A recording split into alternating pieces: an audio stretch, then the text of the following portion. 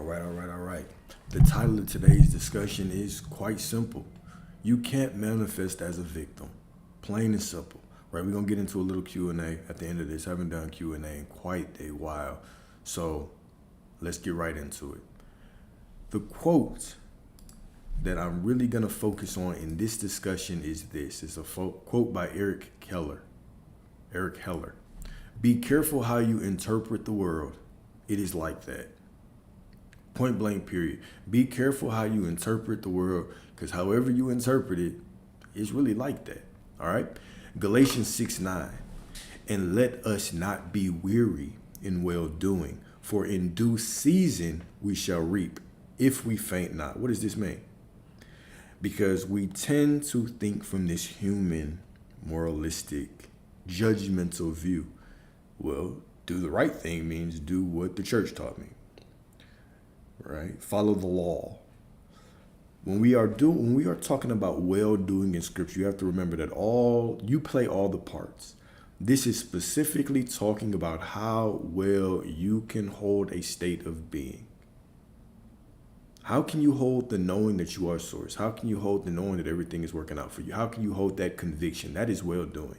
When we're talking about sin, we're talking about missing the mark. When you miss the mark, all that means is you're not holding yourself in the state of who you really are. You're pretending to be something else. You're pretending to not be divine. You're pretending to not be source. This is missing the mark. This is sinning. All right? So let's get right into this.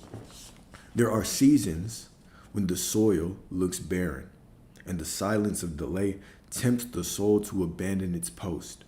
But righteousness is not proven by applause nor by the speed of return. Hear this. It is proven in the unseen, in the daily faith to keep planting seeds of light in a world still cloaked in shadow. The one who walks by faith does not measure progress by what eyes can see, but by what spirit has already claimed. For even when the field looks empty, heaven whispers, in due season you shall reap, if you faint not. Let's really talk about this shit.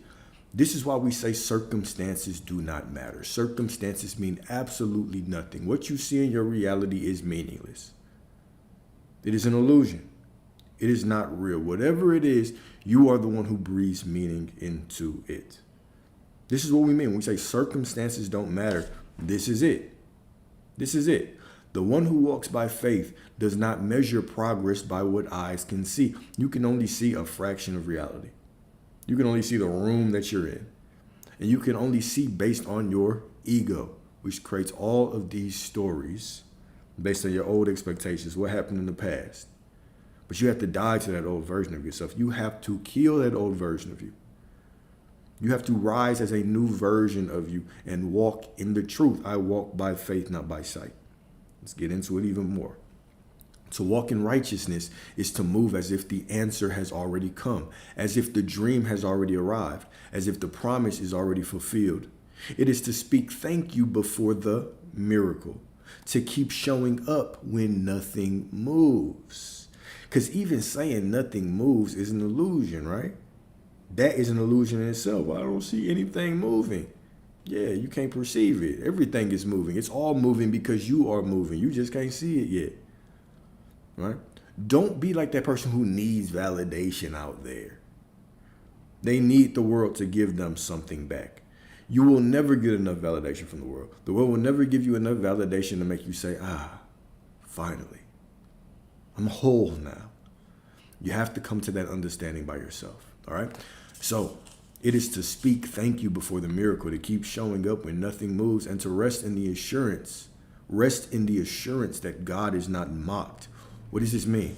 From a worldly perspective, when we hear this, we think, don't worship false idols, yada, yada. What this means is that God's will is for his son to have everything. You are the son. Son in scripture, just man, woman. It's not gender specific. It's gender neutral. God's will is for you to have everything that you want. And therefore, if you understand that you are source and you walk in that faith, God would be mocked if you did not receive what you wanted. Source would be mocked if you did not receive what you wanted. And source, God, is not mocked. God will not be mocked. What you sow in faith, you will harvest in glory. The righteous do not chase, they remember. When I say chase, what am I talking about? Well, what do I have to do? And if this situation happens, what do I do? Trying to chase something down there. It's not about what you do. What do you have to do is the wrong question. Who do you have to remember you are is the right question. If you remember that you already had it, that you were source, it doesn't matter what you do. What you do is irrelevant. You have to get in the right mindset. You have to remember who you are. You are source. You cannot mess up what is ordained by the source within you. You can't mess it up. All right? You cannot mess it up. So by remembering, they walk with the boldness of one who knows. The victory is not coming. It is already written. So let's rewind to the first quote again. Be careful how you interpret the world. It is like that. Love that quote. All right, you are not separate from what you adore. You are the mouth through which God remembers himself. Right? You are not a fragment trying to become whole. You are wholeness pretending it is a fragment. I'll say that one more time. You are not a fragment trying to get whole, trying to earn wholeness, trying to find wholeness, trying to get healing. You are absolute wholeness pretending you need healing, pretending you are a fragment. Anytime that you walk around acting like a victim, acting like you're broke, you are pretending to be something that you're not. God is within you. You could never be anything less than prosperity. If you find yourself in a situation where you don't have the prosperity that you want, you just have to look in the mirror and say, damn, I need to stop pretending to be something that I am not. I need to stop pretending. I need to stop playing this game. All right? You are not a drop in the ocean. You are the entire ocean in a drop. I say that quote at least once every other lecture, right? Because we cannot divide God. You cannot divide God. Where a piece of God is, all of God is. This is omnipotence, omnipresence, okay? So, all right, here we go. All right. Every time you belittle your voice, every time you cower in false humility, every time you say, I cannot, you crucify the Christ within. This is the meaning of that crucifixion. This is that metaphysical crucifixion, right? Every time you cower in false humility. What is false humility? It's pretending to be something that you're not. False humility is acting like you're a victim, getting caught up in the world, caught up in the illusion. You're crucifying the Christ within. Every time you say you can't do something, every time you say, I don't know if this can happen, I don't know if this is possible, you are crucifying the Christ within. You bury the profit of your own becoming beneath borrowed prayers and secondhand beliefs. This is what a lot of those limiting beliefs are. They're secondhand beliefs. They're beliefs that you were passed down from parents or older siblings or the schools, teachers, whatever the case may be. Right? You were handed these beliefs and then you internalize them and you walk through life and they continue to pull you back. They hold you back from the things that you want. You have desires. Don't allow things that you didn't even come up with, ideas and expectations that aren't even your own, hold you back from your beliefs or hold you back from your desires. Don't allow something that your parents said, the teacher said, your friend said, you read in a book, you heard online. Don't let those things hold you back from your desires. Okay? The gospel was never meant to be outsourced. Right? The kingdom of God is within you. So why are you still worshiping it as if it's somewhere else? All right. John 10:34. Is it not written in your law, I said you are God's, right? Modern spirituality has turned into a polite disassociation. We sing praises to a God we refuse to embody. We build temples to a divinity we exile from ourselves. But what if every unanswered prayer is not a denial from heaven, but a mirror held up saying, you do it? What if every time you thought that the prayer was being denied, it was simply your soul, your being, the God within you saying, no, you embodied it. If you want it, grant it to yourself. When will you begin to grant yourself the blessings, the desires that lesser men beg for?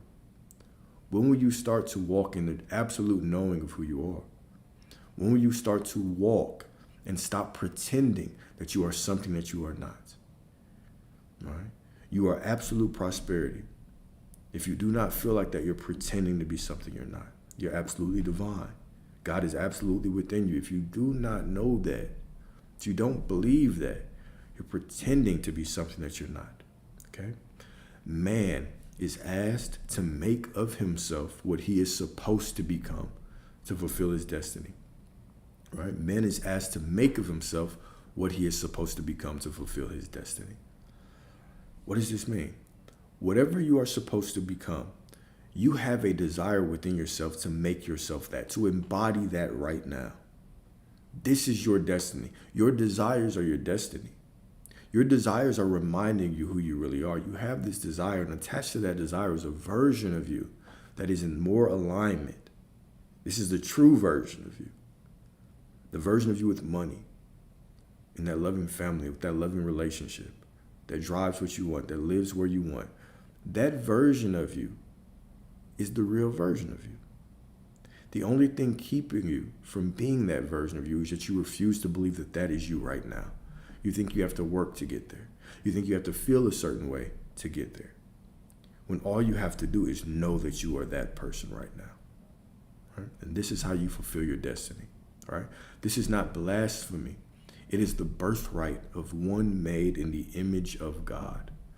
And yet, how often do we speak with timidness as though we are cosmic beggars rather than divine authors? You weren't made to plead with the divine. You were made to express it. Right? I'm kind of over this lecture, so I'm about to just go off the head for the rest of it. All right? You have to understand how divine you are and how sacred your desires are.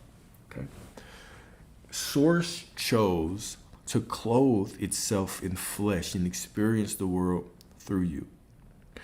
You are absolutely chosen because you are breathing, because you are alive and well and healthy, because you are here on this earth, right? You are absolutely chosen. The desires that you have, that you believe that you are coming up with through your creativity, these desires are already created. A version of you is already experiencing them. This is Source speaking through you, peering, looking through your eyes, feeling through your soul, and saying, I want to experience this through you. Giving you a glimpse of who you really are. The moment that you ask, right, Source is saying yes. And your only job is to know that you are that person right now, that you're worthy of that thing right now. This is your only job. It's to walk in faith. It's to deny anything that is not of what you want. It is to transcend your feelings, to know that you are going to experience these highs and lows, and maybe you might think it's difficult, but to constantly go back to that inner knowing, that inner reassurance that I am, no matter what. Right? This is walking in faith, right? Let us not get tired of doing the right thing. For in time, we will reap a harvest. We will reap what we earn. Galatians 6:9. This is clearly telling you, do not get tired of doing the quote-unquote righteous thing. When we're talking about the righteous thing, we're not talking about following laws. We're talking about doing the righteous thing, understanding that Source is speaking to you through your desires, understanding that you are the temple of God. Every time that you go in your mind and you pull out a desire, you are communing with God within you. So what are you going to do with that desire? Are you going to hold it as sacred? Are you going to trust in it? Are you going to believe in it? Are you going to believe in the word of Source within you? God is within you. Are you going to believe the word of God, or are you going to believe everything outside of you? Who do you put more faith in? Do you put more faith in the Source within you, or do you put more faith in the illusion outside of you? You have that desire for a reason. Why don't you believe it? Why don't you walk with the absolute conviction? Right? We buy into the mirror more than we buy into the Creator. Right? We believe the external world is more real. We pay more reverence at a church that is built by man than the temple of you that is built by the divine. Right? Why are we walking like that? Why can't you walk in the absolute faith that those desires that are placed in your mind that nobody else placed in your heart, it was God that tapped you and woke your ass up. Why can't you walk in the faith that that is real? All right? Everything outside of you is not real. It's an illusion. If it changes, it's an illusion. The only thing real is what is within you. It is the I am within you. All right? But I'm kind of tired of going off on this lecture, man. If y'all got any questions, bro, let's talk about, let's do a Q&A, man. Let's do Q&A. My bad. I was not feeling that lecture today.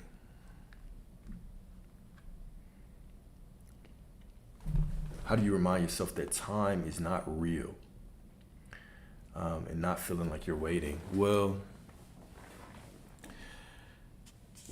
feeling like you're waiting too much often is signaling to you something else. It's signaling to you that you're too attached, like you're clinging. There's a sense of a lack when it comes to that thing, right?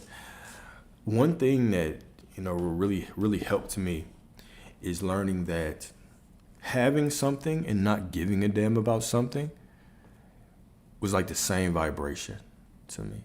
When I gave something to myself in my own consciousness so much that it felt real and I could walk through the external reality and not really trip about not having it, that's when it started to come faster, right? But when I was constantly waiting and looking at time and saying, when is it going to come? It was typically a signal that for some reason, I'm lacking, or I feel lack, right? Why am I truly fiending for this thing? Is it because there's a time deadline? Well, that's one thing, right? Well, then we have to pull our consciousness off of that deadline. The deadline wouldn't exist if I had it.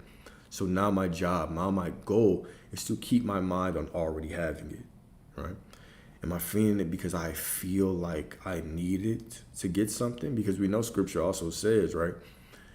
Asking you will receive, but ask without hidden motive. What is hidden motive? I need this so I can feel this. I need this money so I can feel prosperity. I need this person so I can feel love. I need this, item so I can feel fulfilled or whatever. It is coming into the realization that all of those things are already within me, right? And so the only way to really detach from that is, instead of placing my consciousness out there, I have to constantly place my consciousness on me. This is the purpose of consciousness. You are a conscious being because you're meant to place your consciousness somewhere. Sometimes, or most of the time, we're programmed to put our consciousness outside of us. We walk around, we have our consciousness all outside of us, right? Our energy is just being spread. We're pointing our energy and pushing our energy out of us on all these things in the external world, instead of understanding that everything comes from within me. And so my main goal would be, how conscious can I be of myself? How conscious can I be of this present moment? Do I struggle to stay present, or am I constantly being drugged to, what I want? I'm just obsessing over it all day long. Or do I take time to enjoy the 10 minutes that I have on a call with a friend? Or the time that I'm, first waking up and I'm meditating, right? Has my entire life started to revolve around certain things? Do I spend too much? How much energy do I put on that thing? You got to keep in mind also, right? The receiving of that thing is but a moment. It's but a moment. That reception is but a moment. Then it's back to the regularly scheduled programming, right? To really put yourself in the place where you can allow things to flow to you, I would recommend two things, especially if you feel like waiting is becoming a burden. Number one, I would say, instead of focusing on that thing, take your focus off of it and think about, what type of person would you be to keep it?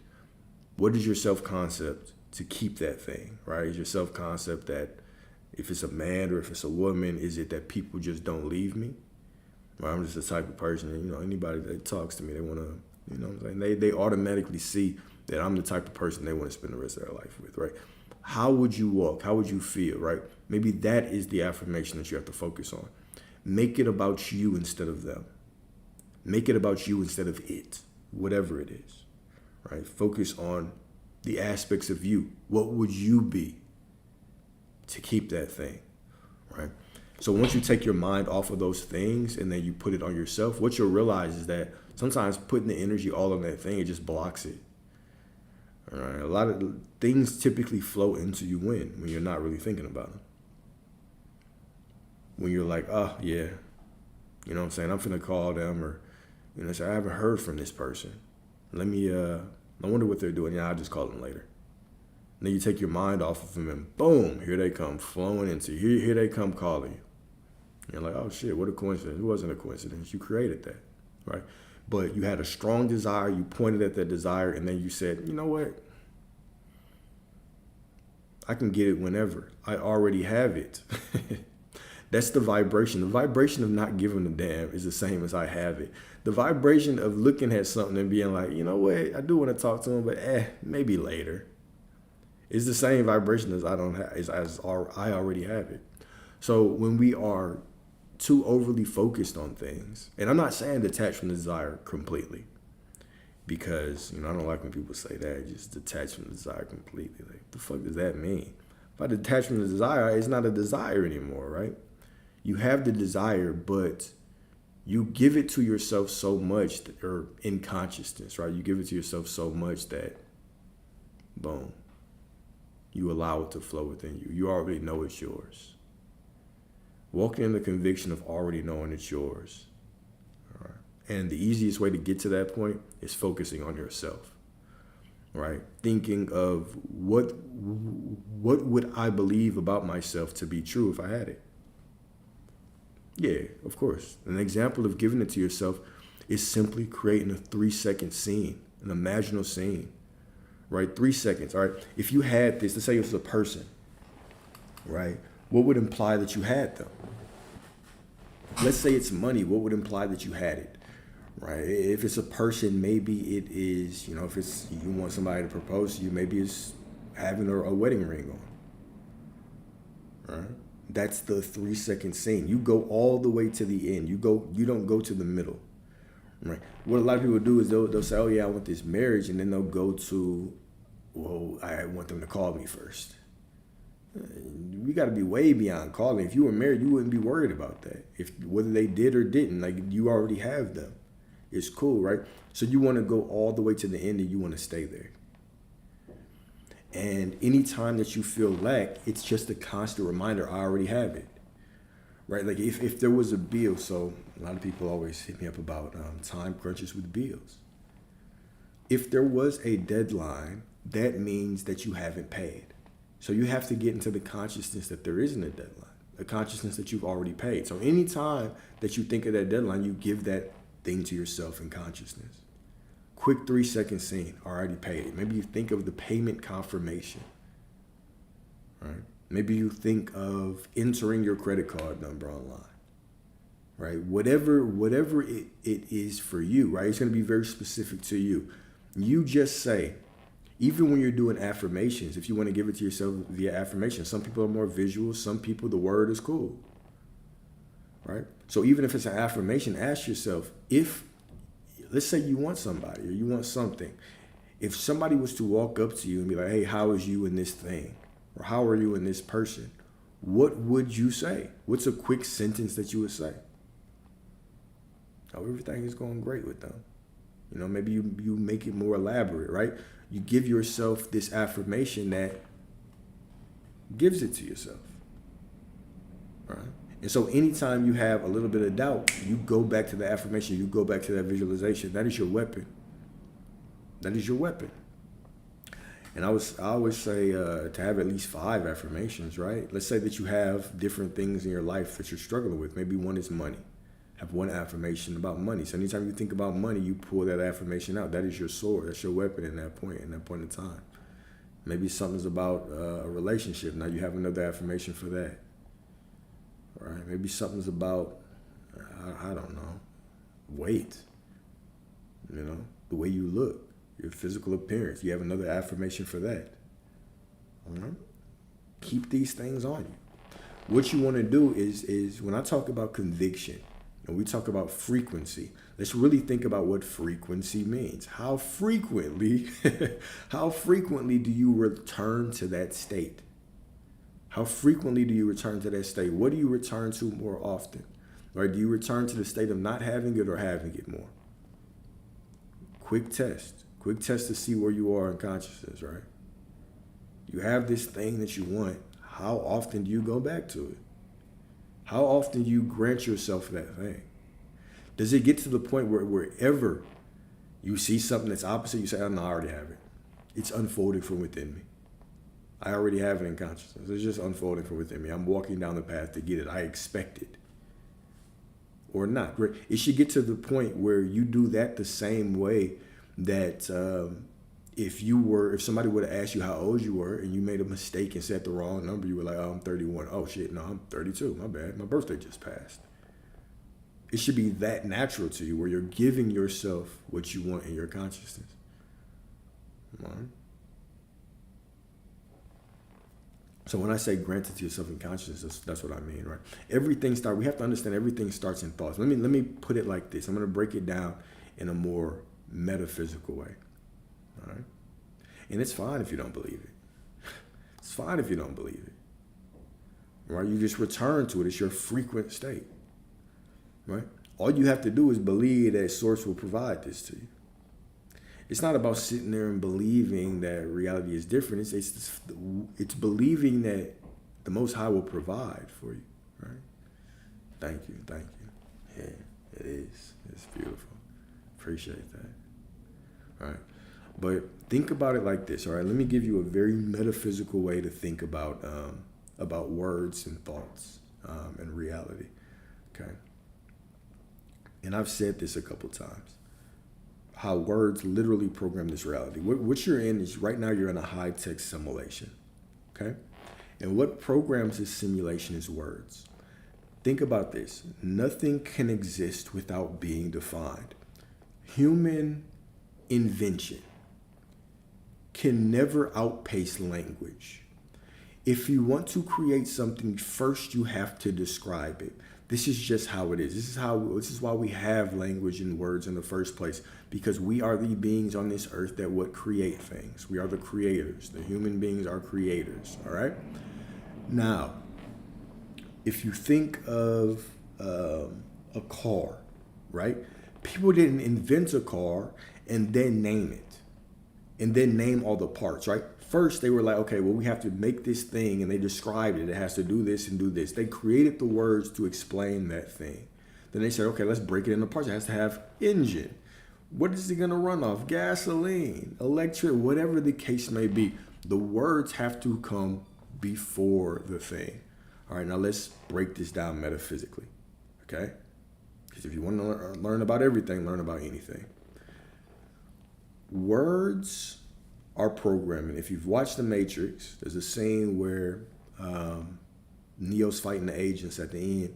Agents start shooting at him, and then when he finally wakes up, he's just seeing computer code, right? He's seeing ones and zeros. That's it. He's just seeing a whole bunch of ones and zeros. And at this point, what is actually very interesting about this scene with the bullets is that Neo stopped running. He stopped reacting. He simply said the word. He said, no. He said no. That's all he said was no. All right. Now, why is this important? Words are either a 0 or a 1. The same way that you think of programming on a computer, ones and zeros, I want you to think of words the same way. Words are masculine and feminine. Everything in this world is masculine and feminine. So a masculine word would be a number 1. Feminine word is a number 0. What is masculine, what is feminine, doesn't matter, not as important. All that you have to understand is that through your words and thoughts, these are not just being empty, right? Your word travels in front of you. It programs reality, and then you meet that word later on, right? Everything that you ask in the Father's name will be given to you. The Father's name is I am. So anytime you use I am, consciously or unconsciously, you are praying. So speech, words are praying. Right now, let's break this down even more. Okay? While you are creating things and talking about things, you have words within words, creations within creations. This is how deep the programming goes, right? So if I hold this up and I say, what is this? You'll say, oh, it's a cup.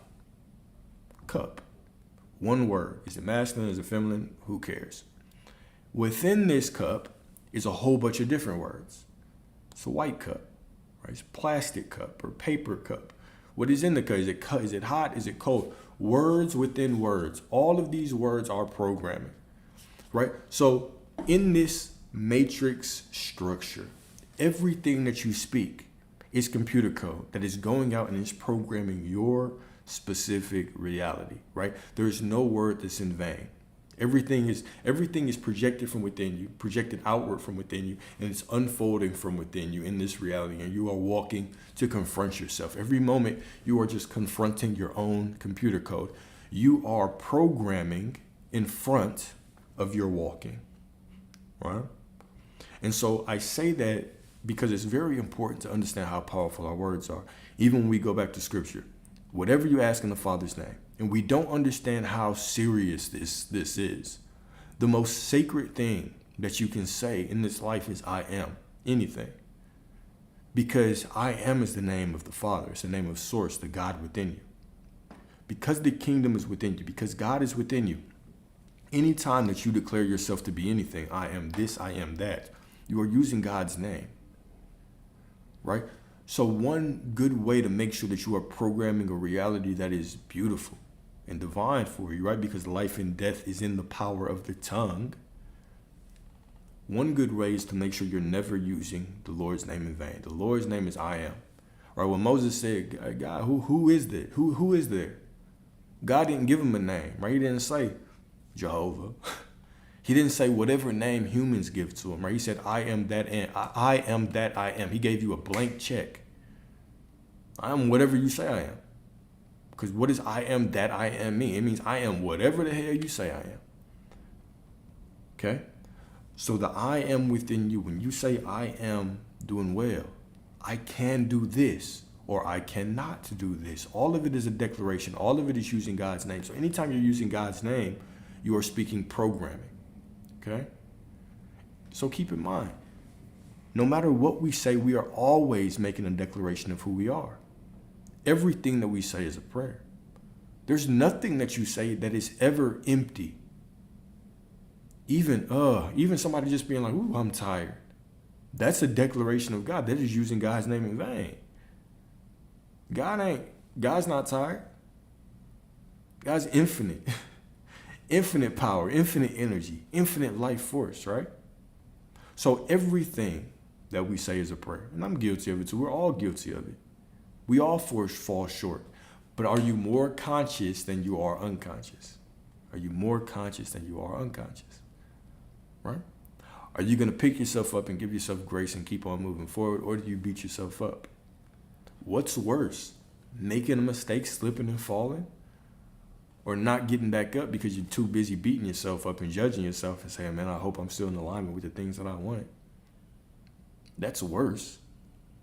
You're going to fall off. You're human. So what? It doesn't matter how you feel. It doesn't even matter what you did in the past. All that matters is what you do right now, right? We see all these examples through scripture where people fall short. What does this represent? Because you play every role in scripture. Right? There's nobody out there. All of these things are aspects of you. So what do these things mean? What are they trying to tell you? Trying to tell you it doesn't matter what you did yesterday. It doesn't matter what you did yesterday. What are you doing right now? The only thing that's important is right now. Right now. Okay?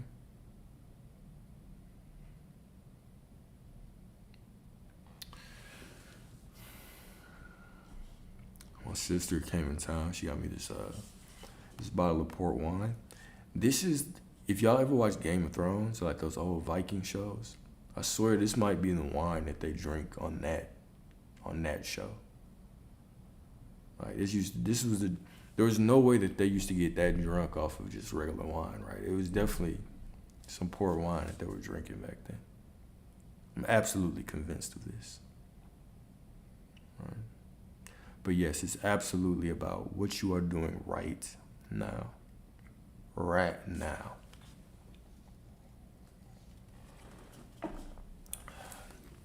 Yeah, when you have bad days or you're feeling down, just let it pass. Let it pass. Just know it is like the weather, right?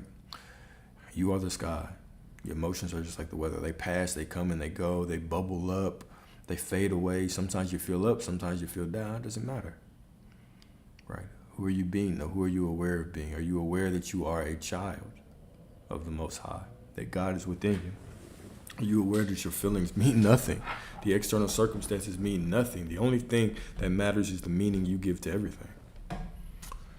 Don't care if you're tired and beat down. You can say, you know what? I'm feeling this way because God is just trying to sit me down because, I'm gonna need to conserve all my energy. So once this money piles up in my account, I have the energy to spend it all. I don't care what story you say. Whatever story you say is correct. It's right. But are you telling stories that are favorable to you? Are you telling stories that are not favorable to you? Which one is it? It's such a beautiful night.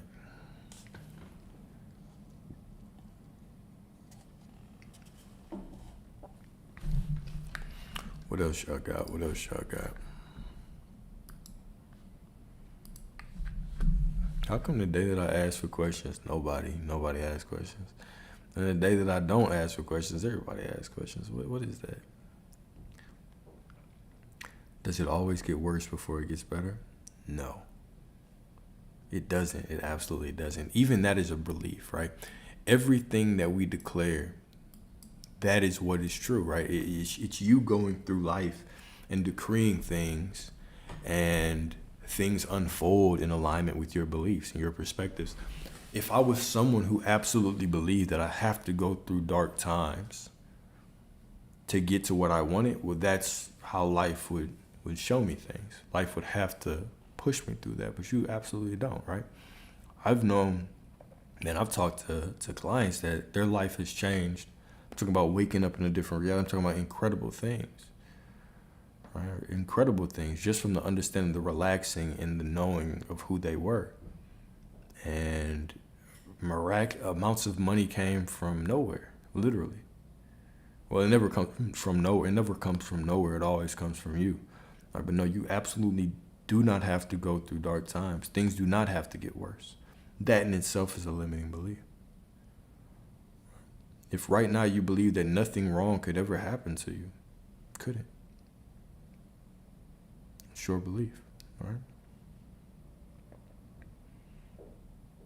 My favorite book in the Bible.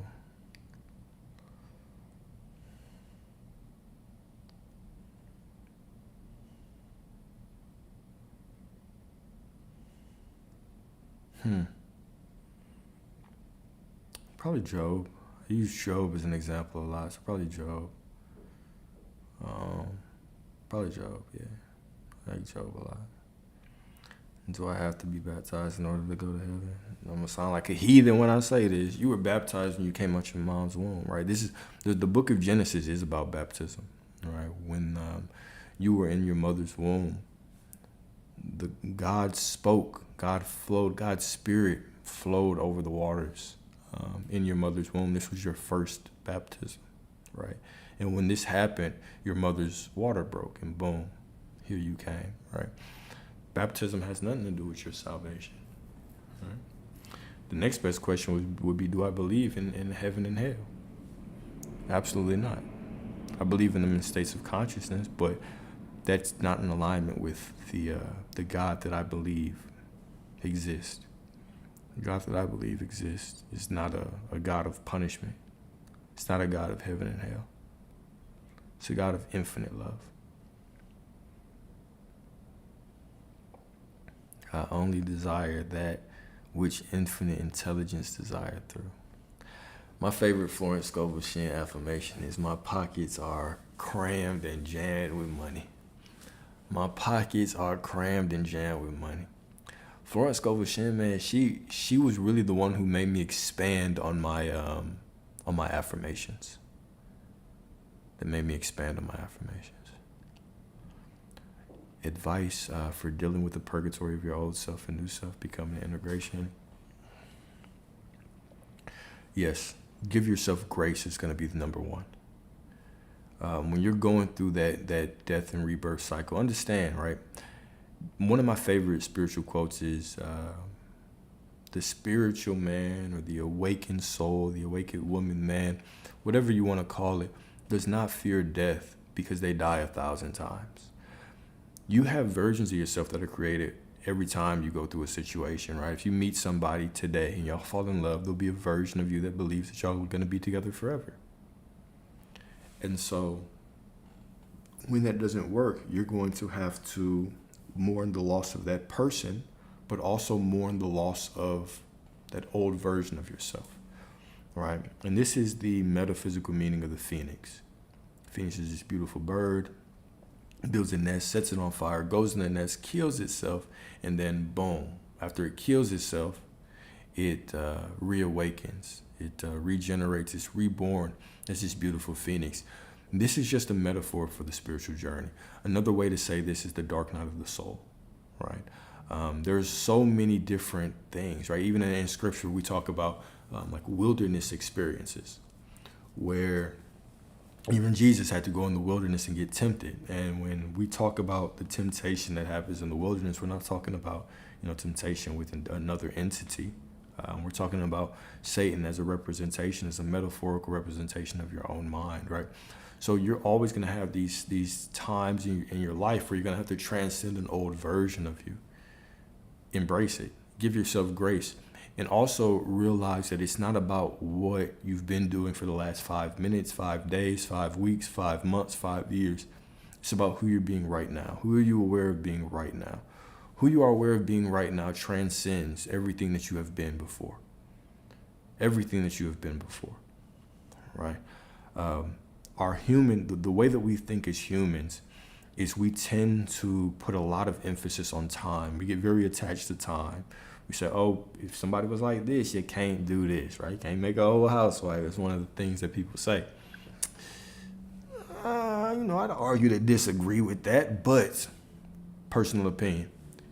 It is about what you are doing right now. You are going to have moments where sometimes you feel like you're going backwards, but you never are. I'm glad I just thought about this. The story of Jacob's ladder in scripture, right? When Jacob is in the wilderness and there is a ladder, right? And on this ladder, there are angels that are going up and down the ladder, kind of representing different ranks, right? And at the highest of the ladder, of course, is God, the Most High, right? And Jacob comes to this divine realization. He's like, whoa, God has been here the whole time. I mean, God is not just out there, God is here, right? That's one part. But the most important thing to realize is one of the metaphysical meanings of the ranks, because there were angels going up and down, is that we tend to think that our spiritual path or our journey of growth is a straight line where we're moving forward, then we might go back a little bit and then go forward and then go back a little bit and then go forward, right? We think that we're going up and down when really the path is horizontal. This is horizontal, right? Yeah, vertical is up and down. Yeah, this is horizontal. Really the path is horizontal.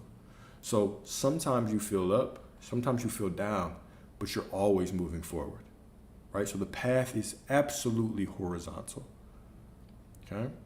So you're never truly moving back. Sometimes it feels like you're moving back, but right now in this moment, you're fresh and you carry all the lessons from the past. So don't get caught in that illusion of linear time and thinking that you're moving forward and backwards. You can't. You are always moving forward. The only thing that dictates that you're moving backwards is your belief. But once you transcend that belief and know that in every moment I'm moving forward, I'm getting better. Even when I fall off, I am better. I'm further ahead than I was the last time. You are always moving forward. So always give yourself grace. That's the number one thing that I would say on any path, right? Where there's a path of entrepreneurship, spiritual growth, whether there's a path of manifestation, a path of whatever the case may be. Give yourself grace. Understand that you are new in every moment. You are improving and growing and becoming more beautiful in every moment. And that's all. I think I missed something.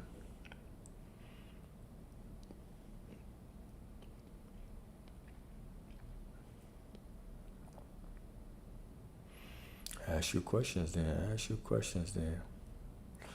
How do you not engage with the opposite of what you're affirming for or want? Discipline. The same way that, you start eating clean and you stop eating bullshit, right? It's discipline. You just get better over time. If you, all these things, like the discipline of renewing your mind and being mentally strong, right?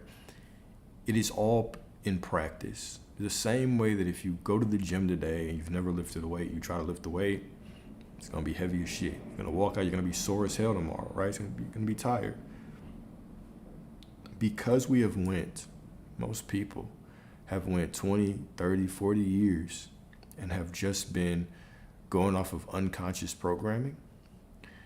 The world has been programming you to think of the worst case scenario. Well, then, it can be difficult up front, right? But the more and more that you walk into your divine delusion, that's what we're going to start calling it. The more and more that you start walking into your divine delusion, right? And you understand that things are not as they seem, they are as you are. That reality does not follow reality. Reality follows you. That reality all unfolds from you. The more that you start living in that mind state and creating purely from your awareness, purely from your consciousness, and you start seeing these things pay off, the more you're going to buy into it, the easier it's going to be. Here's another thing that traps people, right? Because what are you affirming for? What are you trying to manifest? Is it one big thing? Or are you being the creator in every aspect of your life? If you have one thing that you're trying to create, and in your mind it's large, it's a large thing, and you're not really creating in any other aspect of your life, other areas of your life, you're just kind of going with the flow. You don't care. You're just overly focused on this one thing, where it's going to make it more difficult for you mentally. This path is an all-consuming path. It's a life-transforming path, meaning you're not just the creator of the big things that you want. You're the creator of, when you get in the road today, how is traffic going to be? You're the creator of, when you walk into the store today, how is the checkout line going to be? How are people going to be pleasant with you? You are the creator of all of that. When you go to work, how are the meetings going to be? Before you go into the work, how are the meetings going to be? This is what I want you to start understanding as the creator of your life, okay? Is that you create in segments. You create in segments. Yeah, really that detail, absolutely. And don't even think of it as detail. Let me give an example. Most people walk through their life and they create the same thing over and over again because they're walking through life unconscious. Like, watch this. Okay, watch this. All right, see, maybe I haven't went through this enough. Maybe I'm not giving enough good examples. Let's do this. All right. Most people go through life and they might go to work. And before they go into a meeting, unconsciously, they say, fuck, I gotta go to this meeting. I don't really want to do it. Then they go in the meeting and they can't wait to get out of it. Then they get out of it and they think about the shit they didn't want to do or they didn't like about that meeting. Okay. They're just putting out a signal to get more of that. All right. Now they drive home and they don't want to get out the car to go talk to their loved one, their wife, husband, whatever, and they sit in the car and they think about how terrible the conversation is going to be because this woman's about to get on his nerves. Then they get out the car and they go in and they might have an argument, not realizing that they just created that. Then they get out of the argument and what do? They think about the negative things. Most people, they'll go out somewhere and instead of before they walk in there, they say, I'm going to set the intention. This is going to be a beautiful evening. I'm gonna have a great meal. I'm going to enjoy my time with people and have a good conversation. I'm going to connect in a different way. And then saying, I release this to the God within me and walking in there and completely letting go and just flowing and being the creator. Instead of doing that, what do most people do? They don't even think about that. They're just focused on this one big thing, the money, the car. That one thing, that one person that you're hyper obsessed with, that you don't even see the beauty in life. And so instead of using every opportunity to prove to yourself how powerful you are, till you get to the point where that is not even that big of a deal because you realize that you can create beauty in every single part of your life, you're just being attached to that, right? So the unconscious way of going through life is what? Damn, I hope I have a good day at work, right? We don't go off of hope here anymore, right? We're beyond hope. We decree, thou shalt decree a thing and it shall be. Today will be a beautiful day, an easy day. I'm gonna get everything done that I need. Somebody's gonna give me a compliment. Matter of fact, somebody's gonna give me a compliment today. Somebody unexpected. Right? You walk into work. Before you go into that meeting, how do you say it's going to be? Do you say what it's going to be, or do you just go into it? And then afterwards, you complain about how it was, right? You can always create or you can react. Keep in mind, right? Or let me say that again. You can either decree or you can react. Think about it like this. Both of them are creating. Both ways are creating. You walk into the meeting, before you walk in it, you decree how it's going to go. And then you release that and you just go and forget about it and just enjoy the meeting. And then at the end of it, you review it. Or you don't decree shit. You go into the meeting and then you react at the end about all the shit you don't like. Both of them are creating. You're either creating more of it at the end or you're creating what you want at the beginning. So what I'm saying is use every opportunity to create. Make your life beautiful in every way. You're not just here to manifest the big things, the quote unquote big, even though they're all the same. Even though they're really all the same shit to God. This is the God that creates universes and worlds. And you're stressing over one person. You're stressing over a couple $100. Right? It's all small. But the moment you start focusing your energy and effort on every single aspect of your life, you're going to realize how powerful you are. You're going to see how you've never been a victim. Everything has always been for you. Life is fun. You see how fun life is.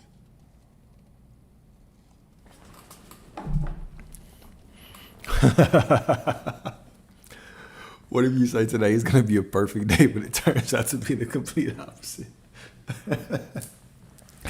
It's only that way because you judge it like that, right? Here's what I'm going to tell you, okay? Two people can go through the same day, and you can find shit that's gonna reinforce that the day was terrible, or you can find stuff that's gonna reinforce that day was good. It is completely up to you. But I will say this. Whenever you decreed that, whenever you said that, did you truly believe it? Did you truly let it go? Were you walking through saying, damn, I said this and it's still not happened out here? Were you looking around waiting for the evidence in the external world? That's another thing, right? Is a lot of times we'll say something is going to be this way, and then we'll walk around and we're peeking out in the external world for it to change. We're waiting for validation. Please validate me. Please show me that I'm doing this right. If you're looking for something to show you that you're doing it right, it's always going to show you. It's always going to give you more reasons to keep looking for it. It's how the world works. Oh, you're looking for it out here. It's missing within you. So we're going to make it miss out here as well. All right. It's just how it is. So the key is to be in the moment, right? You decree how it's going to be, and then you enjoy moment by moment. Moment by moment. Once you start getting too attached to, but I said it was like this, and well, if you said it was like that, let's really think about the psychology. This is actually a very good lesson right here. What if I say today is going to be a perfect day, but it turns out to be the complete opposite? The complete opposite of a good day. What if I say that I want prosperity, but I walk out and I don't see prosperity? I lose money. I lose money. What does that mean? I should let y'all answer this. Y'all should know how to answer this. What does that mean? I've been praying for prosperity. I've been praying for this and I can't get it. I see the opposite. How do you know it's the opposite? Who told you it was the opposite? How can you judge it? You only see 0.001% of reality. How the hell do you know it's the opposite? Right? You're the one who judges. We talked about the story of Adam and Eve, right? What does Adam represent? Adam represents your masculine mind, your conscious mind, the conscious mind. That's why God said you can name the animals. You have dominion. What do the animals represent? It represents everything in reality. You have dominion to name things. Now, if I see something that I don't like and I say, ugh, I hate it. This sucks. It's terrible. It's not what I want. I react to it negatively. Guess what? It has a vibration of something I don't want. If I react to it like I don't want, I'm creating more of it. I'm creating more of it. We're magnetized. We belong together. We're soulmates. Me and the shit I don't like, when I act like I don't like it and it knows I don't like it, it's like, ooh, I'm going to give you more then. Because this is what you're choosing. You're choosing it, right? You understand that it's a game of vibration. But when I walk around knowing, I already decreed that it's going to be a perfect day, therefore everything is working out for me, then what typically happens? What will happen? What is divinely guaranteed to happen? It might have looked like it wasn't good at first, but it unfolded perfectly for you. Because that's what it's always doing. It's just changing to give you what you want.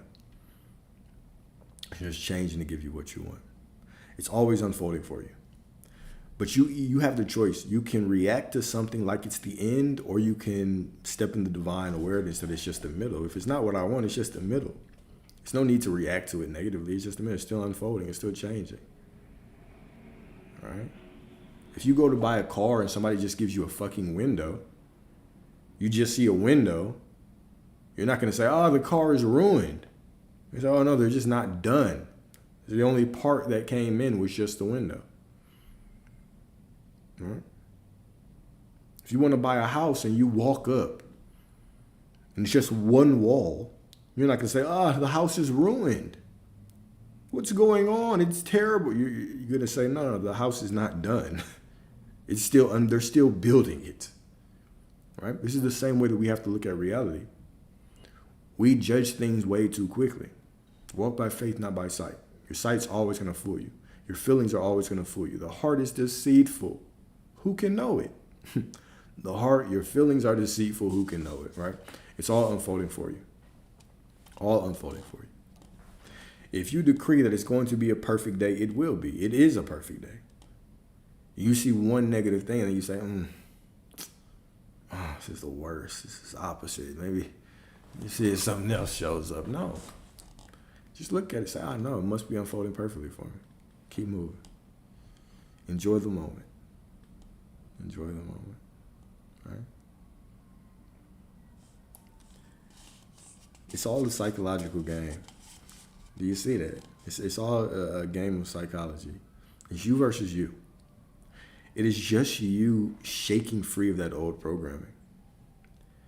It takes a lot of balls to look out at reality and walk with so much conviction in who you are that you say, situation's unfolding perfectly. It takes balls. I get it. I understand it takes balls. And sometimes you're in situations where it's tough to do that.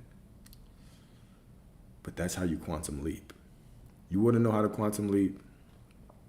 It's not about when things are looking good, what do you do? It's when things are looking like pure garbage. Who are you then? Who are you then? Are you walking by faith or are you walking by sight? Do you understand that your sight is deceitful? You only see a fraction of reality. Right? You get stronger, you get better at this the more you do it too, right? And that's why I highly recommend to do it in every aspect of your life.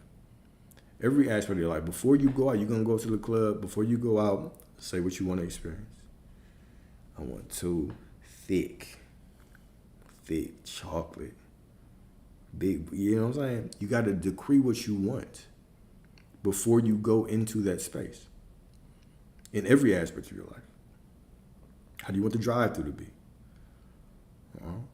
What you're going to see is that when you start doing this, like, I just want to have a good day, you make it, start making it nice, you'll see that you even open yourself up more to interactions. You start communicating with people differently.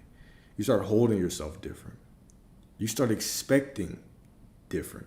And you'll start to realize that you'll start to realize the superpower of your expectation. You'll start to realize how divine expectation is. Expectation is crazy. Expectation is a superpower. Expecting with conviction, expecting good things to happen is a superpower.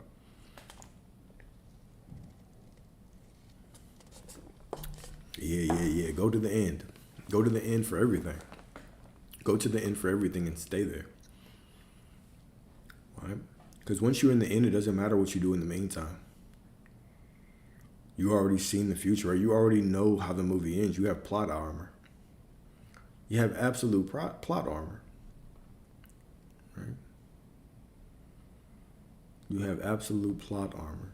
Like John Wick. You got a bulletproof suit jacket and everything. Yeah. Regulating the nervous system. So me, I've heard a lot of people say it's important, but it was never that important to me. What really regulated my nervous system was manifesting despite my nervous system. It was getting ready, being about to get kicked out of my spot and not knowing how the hell I was going to pay for it. And staying in the conviction that I was going to get it. Everything was working out for me. Everything was unfolding perfectly. Even when I was damn near about to faint. Even when I damn near wanted to scream.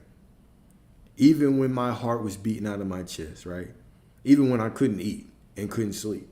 It was walking in that conviction that sources within me, everything is working out. That's what regulated my nervous system. Was after that came through, I was like, oh shit, this is real. Right? Because it was either this is real or I'm fucked. That was my options, right? This is real or I'm fucked. That's why I often say, like, do this shit like your life depends on it. Too many people make plan B's and C's and D's. Man, forget that. Throw those backup plans away.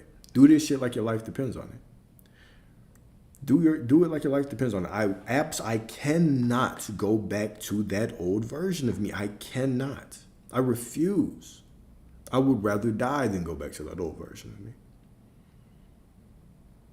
Everything that you desire is on the other side of that conviction. So why wouldn't you do it like your life depends on it? How bad do you want it? How bad do you really want this? Right? Even when I say like the feelings don't matter, right? That's something that I see so many people get knocked off of, right? Because it's easy to get very motivated. Motivation feels good. That dopamine just flooding through your brain. You feel good all day. Then you go to sleep. Then you wake up and you're back to baseline. And you need another dopamine hit to get you up, right? Who are you then? Can you summon up that conviction within you to walk in faith then? Right? That's when you know. You are the synchronicity, right? I always say, you will know what you're going to receive by how you act and how you carry yourself when you feel like shit. When you feel doubt, what story are you telling? When you feel doubt and you're still going against yourself, you refuse to give up. Right? And yeah. Because it's not, shit. It's not that you won't ever feel doubt. It's, do you give in to it, right? Man, I'll tell you, I feel doubt a lot. I felt hella doubt whenever I was going through. I would feel fear. I felt fear until everything came through. And when everything came through, I felt invincible. I felt like, oh, I need to take a break because I'm about to get everything I want. I need to rest for a second because I'm about to get everything I want. That's how I felt. It was like a rebirth. That's why I talk about that Virgin Mary experience, where you are the Virgin Mary and the Most High puts this belief, this thought in your mind, and people are trying to take it down, right? People are trying to say, oh, that's not going to happen. It's not true. You can't get that. And the external world is trying to beat you down, and it comes into manifestation despite what anybody did. Just you and God. Nobody else. In a way that you could never have predicted. And that consciousness, that Christ consciousness is birthed within you. And you're just... And there's no words. And there's no words. Yep. Facts. The ocean didn't part until he was in the waves. The ocean didn't part till the water was what? Up to his nose. Until it was up to his nose. Can I talk about Kundalini? Yeah, absolutely. I can talk about Kundalini. So, what the Kundalini is it's a awakening of life force energy within you. All right. So, think about it like this, okay? If you've ever seen the Kundalini, if you've ever seen the symbol of Hermes has a staff. It's called a caduceus. If you Google like an ambulance or like a nurse, they have the medical field, they have this symbol, right? It's a staff. There's two serpents going up the staff. What do these serpents represent? Yin and yang, okay? The masculine and the feminine energy, right? The positive and the negative, Adam and Eve, whatever you want to call them, right? On the top of this staff is it's a ball, right? Or a knob representing your pineal gland. And then there are wings representing enlightenment, representing the opening of your crown center. The myth is that Hermes Trismegistus, also known as Thoth, also known as Enoch, also known as Mercury, all right? It was said that there were serpents that were coming at him and he threw his staff and then they jumped up, right? Why I say that is because there's always interesting ways that we try to simplify mystical things to hide the meaning from the person who's not willing to dig deeper. Okay? So did that happen? Who cares? But the meaning of this is spiritual awakening. So the staff actually represents your spine. If you remember in the story of Moses, what did Moses get his power? Through a staff. The metaphysical meaning of this staff is not that he was walking around carrying a staff. The meaning of this staff metaphysically was his spine. It was his spine. It was awakening. It was a Kundalini awakening. Okay, this is what this meant. All right. But how you actually raise this energy is that your soul, before it decides to come down here, what happens is your soul has to get a spark from the divine, right? Before you can come down here, you have to have a spark. If you've ever seen like a dead animal, or, God forbid, if you've ever seen a deceased human being, what you'll notice is you can look at them and you can tell that the spark is out. The light is out. What that light is something called the eternal flame. Okay? So before you incarnate here, basically souls, they stand in line, metaphorical line, right? You get your spark. You get a spark from the eternal flame and you come down here. What happens if you and another soul get a spark at the same time? From the eternal flame. Flame at the same time. Think about that.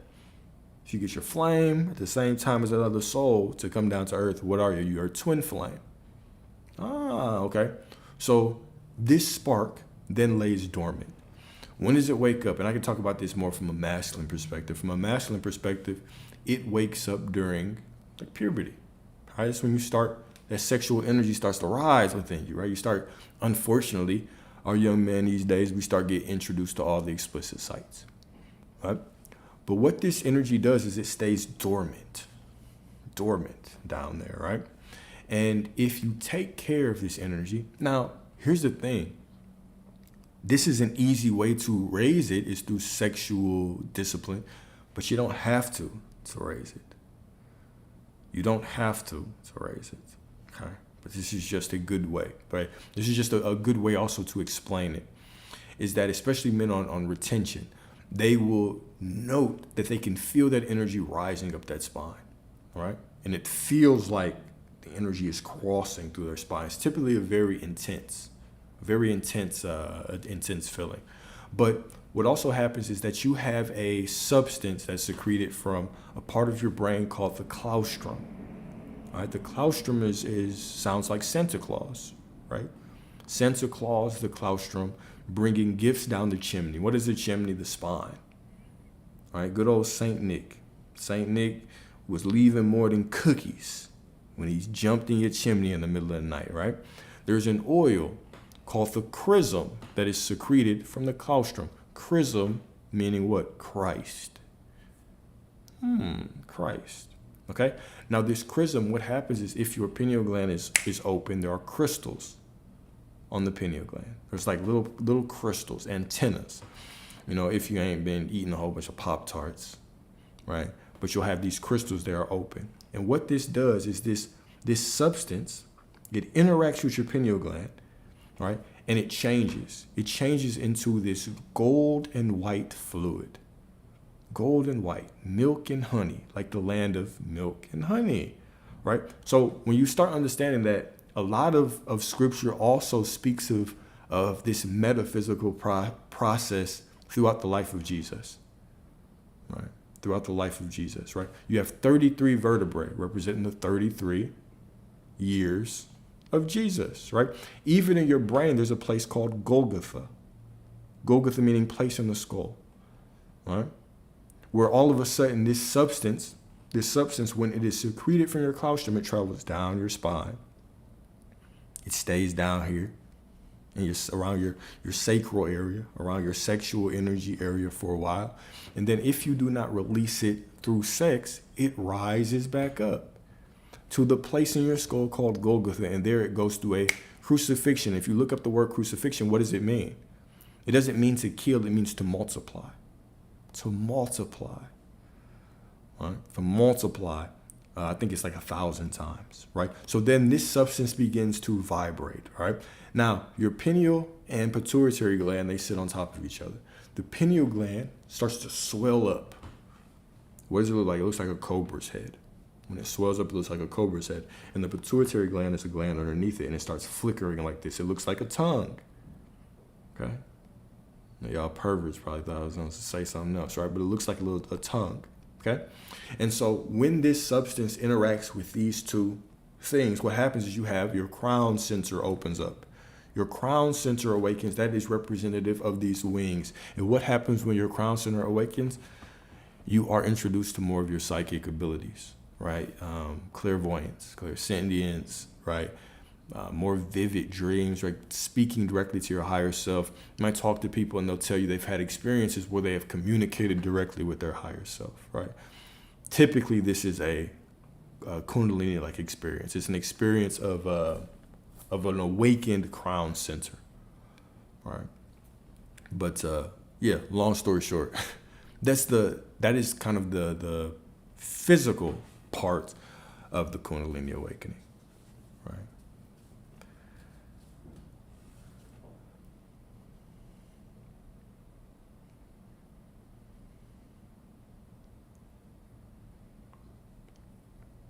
Yeah, retention is no joke. It's no joke at all, right? It's really something that every band should do for a lot of reasons, right? I tell men, even if you're not into, anything spiritual, you should at least be holding on to your nut, and I would say only releasing like once every 2 months, right? Just for health reasons. But then once you lean into the spiritual benefits, it's remarkable. We have to understand that as men, as masculine leading men, right? Because most men are masculine leading. There are feminine leading men, but most men are masculine leading. Now,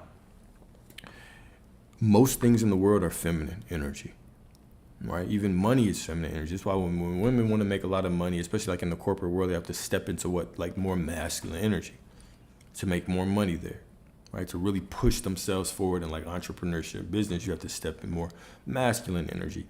Why? Because we live in a world of polarity, right? If you want more feminine things to flow to you, you want to stand in more masculinity. What is the most masculine substance in your body? It's your semen. It's your semen.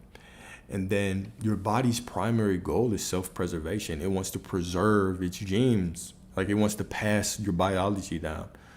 So if you are releasing, you're constantly like making it rain on the socks and the sheets. You get home, your old clothes, your old t-shirt from last night is terrorized. He's coming back again, right? When you're doing this all the time, your body is just absolutely depleted. So your body strips energy from other processes to what? Put energy into your sexual reproduction, right? Into building up that sexual energy. And this is why so many men, right, they'll struggle to go that first 90 days. Because even the life cycle of sperm, it's a long time. For a sperm from birth to full maturity, 72 days.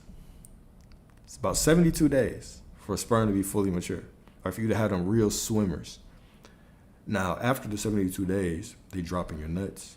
They sit there for a little while, about 15 days, and then your body reabsorbs it. So if you're constantly releasing, first of all, your kids don't even have time to be fully mature. And then, let's break it down even further, right? Let's say that you go 30 days. Cool. But your body's still producing a lot. So you're going to feel a lot of urges. You're going to feel like, you're going to feel more inclined to release. You're going to feel more aggressive. Why is that, right? Because your body's still in overdrive. It was used to you releasing all the time. Right? So it's not until you get to about that 90-day mark where your body finally says, okay, boom, we're in homeostasis. We can actually start going in and reconsuming the sperm that we're already creating. And now we can transfer that energy to other places. So you'll typically see when people go 3 months, boom, all of a sudden that energy gets more calm and more steady, right? More calm and more steady. The research shows that more ejaculation statistically lowers the rates of prostate cancer. You know, they also said breakfast was the most important meal of the day. You know what I'm saying? They said to eat Cheerios and Frosted Flakes. They also say, you know, Honey Nut Cheerios lowers cholesterol. All I'm saying is you can't really trust a lot of things that are put on the news. All right. I would say start with 3 months, man. At least go 3 months, my brother. At least go 3 months. Because the 3 months will allow you to get into homeostasis, and that's about enough time to truly break that habit as well, right? So if you fall off after 16 days, I would still say start over and go 90. Once you go 90, go ahead and make it your lifestyle. You know, you release whenever you want. But I would highly advise, right, the first time you do it, go 90 days. You will feel different. This is a journey that once you know, you know. Once you understand, once you're on that path, you'll see. Your energy will change. The way you connect with women will change. The way you communicate will change. Your presence will change. Your strength will change. You'll feel like more dense. You'll probably even start eating less. There's a lot of benefits that you'll notice. You'll even be more spiritually inclined. You'll dream more. You'll dream a lot more. Meaningful dreams, right? Not just random dreams, meaningful dreams. And then it'll just bring you back to your masculine essence, right? It changes the way you look at women as well, right? When I was into all those adult sites and stuff, the way that I was looking at women was completely different. You almost look at women as just objects, right? So it reconstructs just how you see the world, man. You'll realize that we're not supposed to be doing that all the time.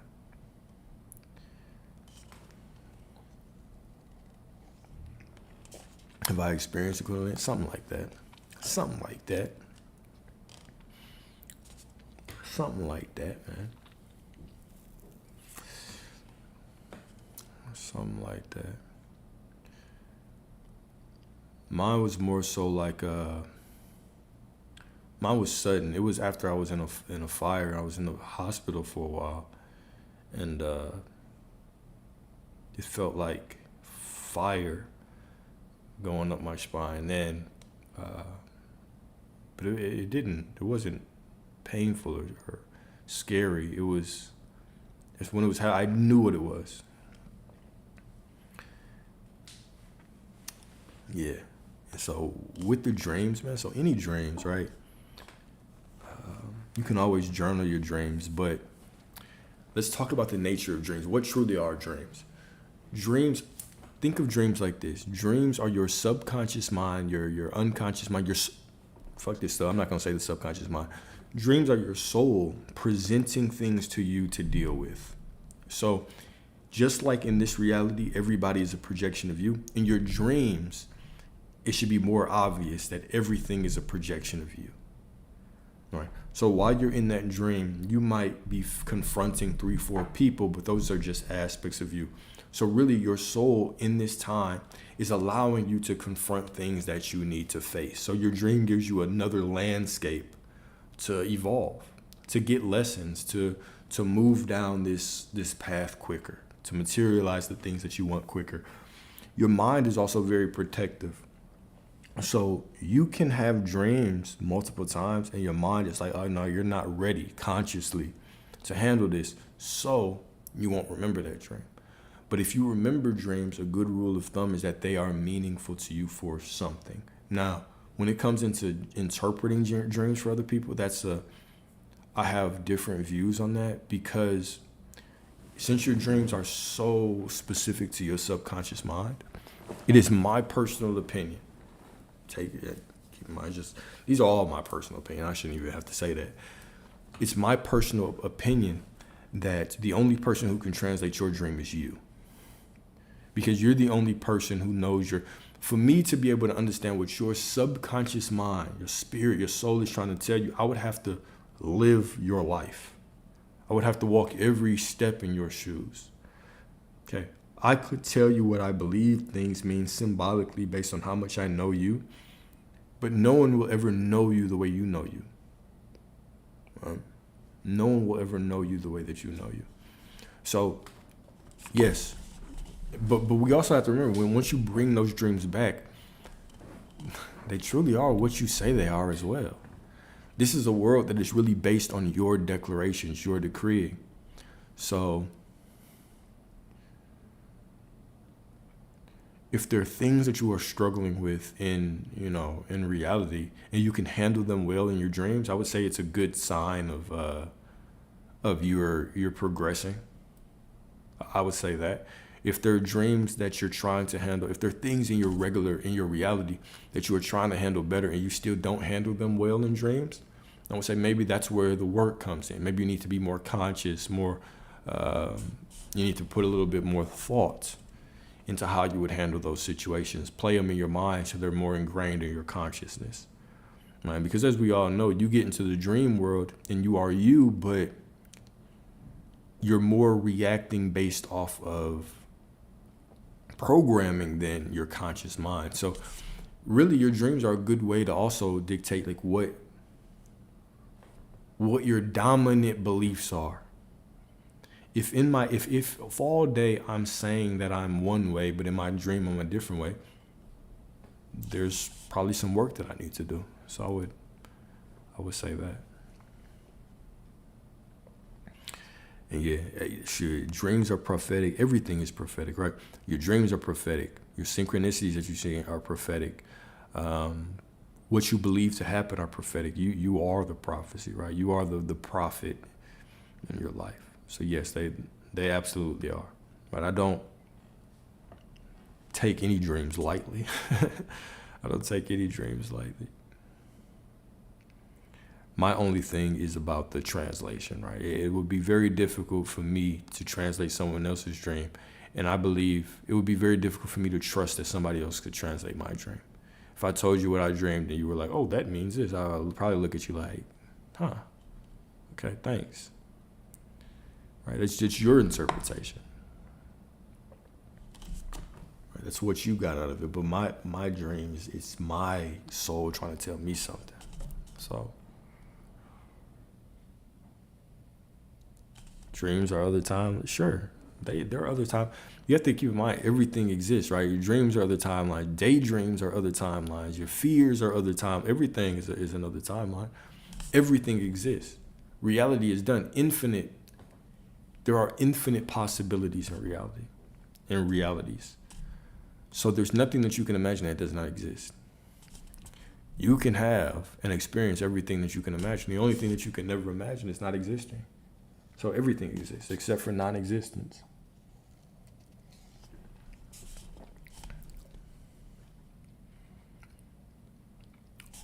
I guess, but even before we go too far down the dream thing, because I don't want you to feel like dreams are more powerful than anything else. This is what I want to take away from this. Prophecy, you are the prophecy. You are the prophet. You are the one that says this is a sign or not. What determines if something is a synchronicity? You do. If you look out in the world and you say, this means things are going well, or you look out and you say, this means things are not. What is correct? Both are correct because you declared it to be. It is you. It is you. Are dreams prophecy? Absolutely. Are they other timelines? Absolutely. Are your daydreams prophecy? Absolutely. They are all signs. Your only job is to focus on what you want. Your only job is to put more of your attention on the things that you want and speak the prophecy towards what you want and not speak the prophecy about what you don't want. That is your job. It all has meaning. You are the one who gives life meaning. Okay. Because, God, this sounds so contradicting, but I have to say it. Dreams, daydreams, synchronicities, they are real experiences. They are meaningful experiences. But in terms of reality creation, they are absolutely meaningless. I know that sounds like a paradox. That doesn't make sense. What do you mean? They're real experiences and they're meaningful, but they're meaningless. They are real to you and meaningful to you because they invoke emotions and a real physical experience, and they can make you feel and believe things. But they are absolutely meaningless until you give them meaning. Meaning, if I walk outside today and I walk under a bridge or I walk under a ladder and I believe it's good luck, but my twin brother, if I had a twin brother, my twin brother walks under that ladder and he believes it's bad luck, who is right? Who's right? We're both right. It's prophecy for both of us. It's meaningful for both of us. But the situations were actually meaningless until we gave them meaning. You are the operant power. You are the one that says this is a sign. This means it's unfolding. Right? I might have a twin. We might be switching out. Might be switching out. You know what I'm saying? You never know which one you're going to get. Right? But it's absolutely meaningless until you give it meaning.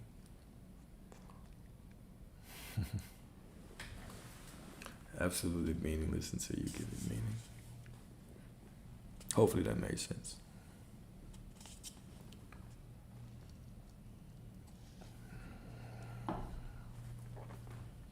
Boy, this wine tastes like battery acid.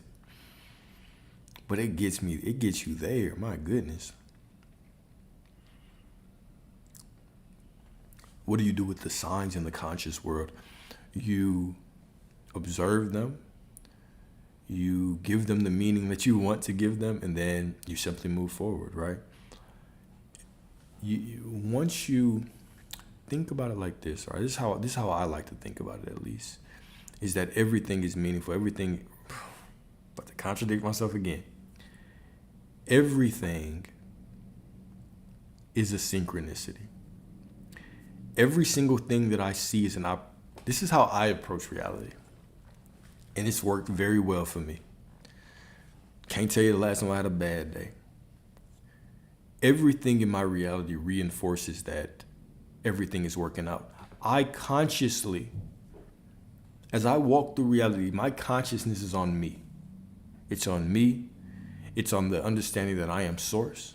And then when my consciousness is on the external reality, I am actively looking for things that reinforce that everything is working out for me. What does that mean? I don't care what I see. I don't care if it looks good or bad. I use everything as a sign that it's working out. I use everything as a sign that it's working out. All right?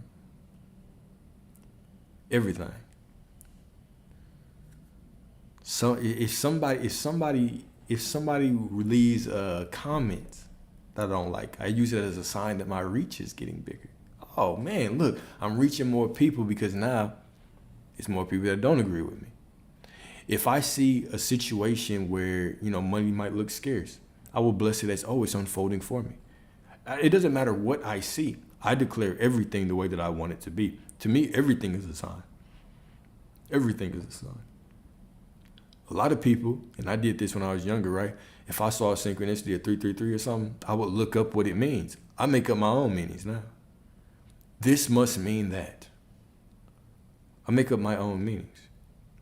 And I say, that's not, how can you do that? Because this is my reality. Just like this is your reality.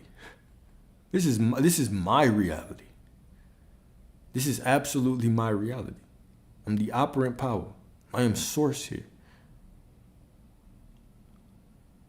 I am source here. And you are source in your reality. So everything can mean what it means. So, and that's really that's what I do.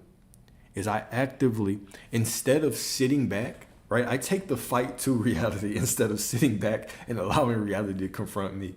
Because what I realized is when I was walking around conscious of me and I was trying to stay in this I am source mindset and things happen, sometimes I would still react. But I realized once I started actively looking for everything to happen, expecting things to unfold the right way, and when they didn't, I still gave them the right meaning. Like I feel like it just puts me in the mindset that I'm always taking the fight to reality. I'm always staying conscious. It works for me. Works for your boy. So, that's how I handle synchronicities.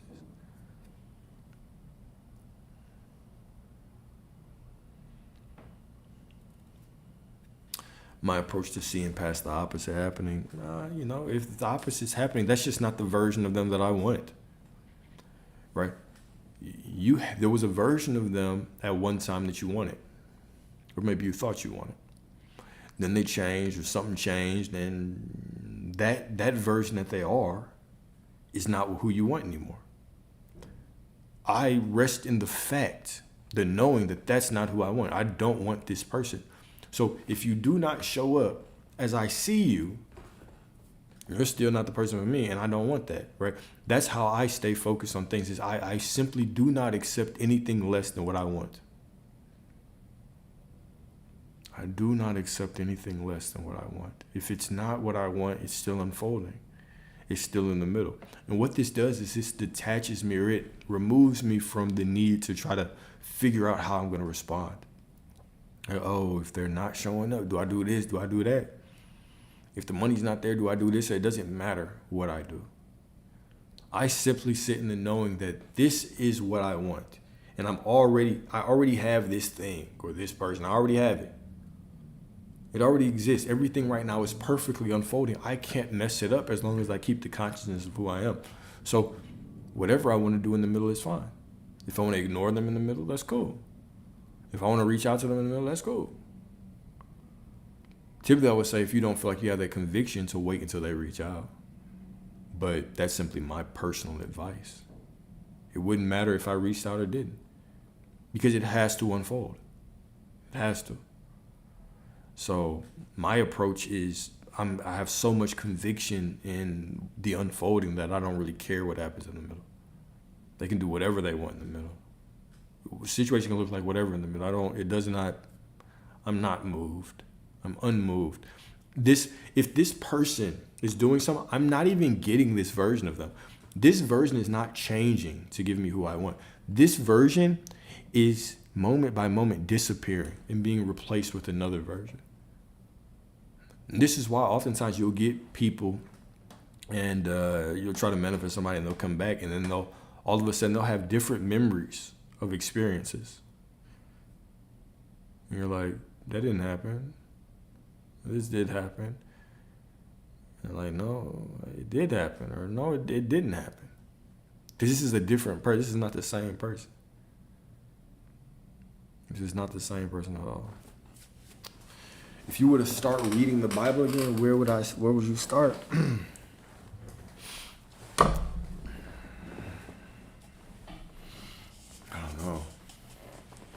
I don't know. That's a good question. Probably at the beginning. Probably the first page. Probably the first page. In the beginning. Maybe Psalms or Proverbs or Genesis.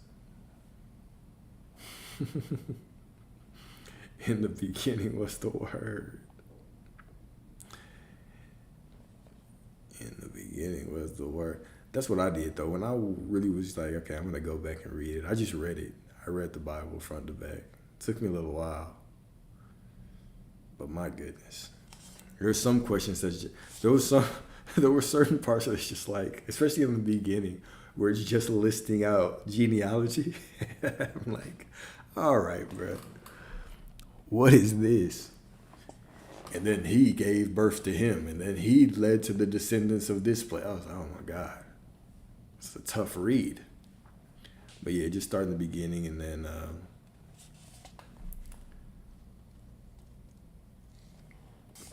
go from there. Or let Spirit guide you, right?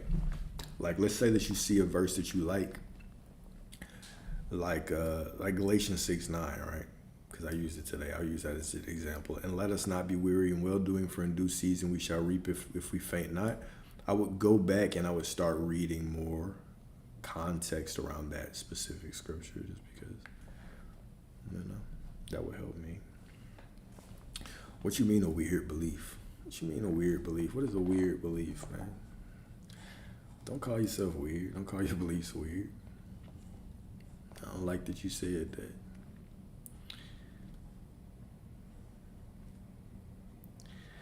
As long as your belief brings you closer to source and you feel like you are, I got you. As long as you feel like you are in control of your reality, you feel powerful, that's what matters, right? My belief is this. My belief is it does not matter. I don't believe that it matters if Jesus was real or not. What do you mean it doesn't matter? Because if we as a collective consciousness believe he's real in majority, he is real. If we don't, then he's not real. The past doesn't exist. The past is irrelevant. The past is just a thought. What matters is the actual information that I get from the story of him. Right? I think whenever somebody is trying to argue with me about, like, did he exist? Did he not exist? Was he black? Was he dead? I could care less about those arguments. Those kind of conversations do not move me. They're meaningless to me. I think those miss the point, right? What was Jesus trying to teach? And I think, the messages get lost in semantics, arguing about shit that doesn't make sense. Or shit that doesn't matter. You're not even arguing about the message. You're arguing about my perspective, though. My perspective. Right. How do you seek God? You go within, right? The more that you look for God outside of you, the more you're just going to find yourself. Because the only thing outside of you is reflections. You're going to find things that, confirm your bias, cognitive dissonance. You're going to find things that confirm your own biases. That's how most people are, right? But the more that you go within, that's when you find God, right? There's nothing within you but God. There's nothing outside of you but you. The only thing outside of you is a whole bunch of you. It's just a bunch of reflections of you. But once you go within, you can actually find source. All right?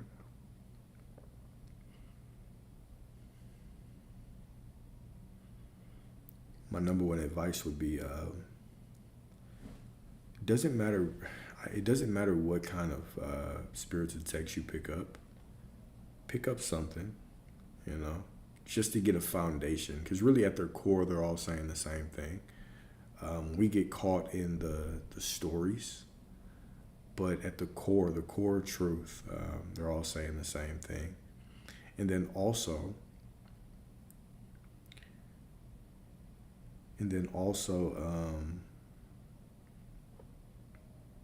meditate. Spend time, in the silence, right? That is where you're really going to be able to hear the voice of source more clearly. Is because it's when you actually go within that silence of yourself and you allow your higher self to speak to you. Right? This is what Jesus represents. Jesus represents your higher self. He's trying to teach you how to live, right? Be as me. Many will come after me who will do greater things than me, right? What does this mean? So, meditation is going to be A1.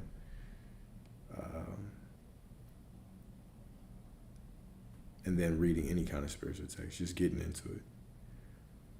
I like the Bible, but it took me a while to get into a metaphysical understanding of the Bible. Even when I first kind of tried to reread it, I was reading it like a history book. So I wasn't getting too much of it. I was just getting scared. I was just confused, like, damn, first of all, the whole Old Testament is just a book of incest. I was getting confused in the beginning, and I wasn't grasping it until I actually started meditating on the Word.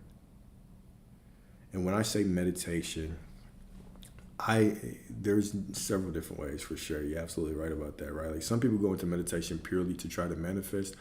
I would say mainly when I go into meditation, I go with no agenda. Simply to surrender. If I get a message, cool. If not, cool. I just come out more relaxed and feeling closer to myself, more divine. But set an hour or two aside, first thing in the morning, before you go to sleep, and simply sit in the stillness, right? If you get bored in that hour, then you're just going to be sitting there, right? But dedicate some time just to silence your body. The thing about meditation is we'll try to put a lot of techniques. Same with all these things on the spiritual path, is we put a lot of techniques together. We start trying to use techniques to manifest and all these, forgetting that it's our natural state of being. Meditation is natural to you. We have just been distracted with TV, and the food is messing up our minds. And so it's hard for us to sit in stillness. But the longer that you train your body to do this and you bring your body back, just continue to bring your body back, bring your body back, bring your body back, bring your body back, right? Then eventually you will get into this silence. It might take you 30, 45 minutes, but you get into the silence. Once you get into that silence, after that, boom, now you can actually start hearing the voice of source within you. You don't know everything about me or you because you are infinite perspectives. You are infinite versions of you within yourself. You are unknowable. The same way that source is unknowable. It's infinite. Right? There's no way to put a human mind on source. There's no way to put a human mind on all that you are. You can't even, we as people can't even conceive all that we are. We can only perceive reality from one perspective at a time. Right? That's because source is infinite intelligence. We are source. We are infinite intelligence, but we are only experiencing one perspective at a time. In the Father's house are many mansions. A mansion is that different dimension. A different dimension represents a different perspective. Within you, every perspective that you could take represents a different reality. There's a perspective of you right now that is a millionaire, that's a billionaire, that is broke, that is homeless, that is married, that is not. Every single reality exists. You just can only see reality 0.001% as a time. This is exactly why This is exactly why even physics, they say you can only see 0.001% of reality at a time, right? Because you can only experience one perspective at a time.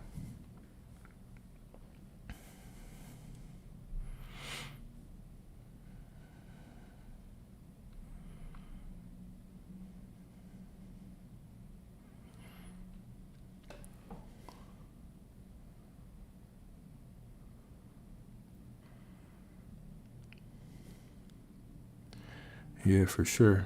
When you meditate and read the words, you get the spiritual meaning, man. Yeah. When you just read it like a novel, like a textbook, it's very difficult to get the meaning. It's it's very difficult, right?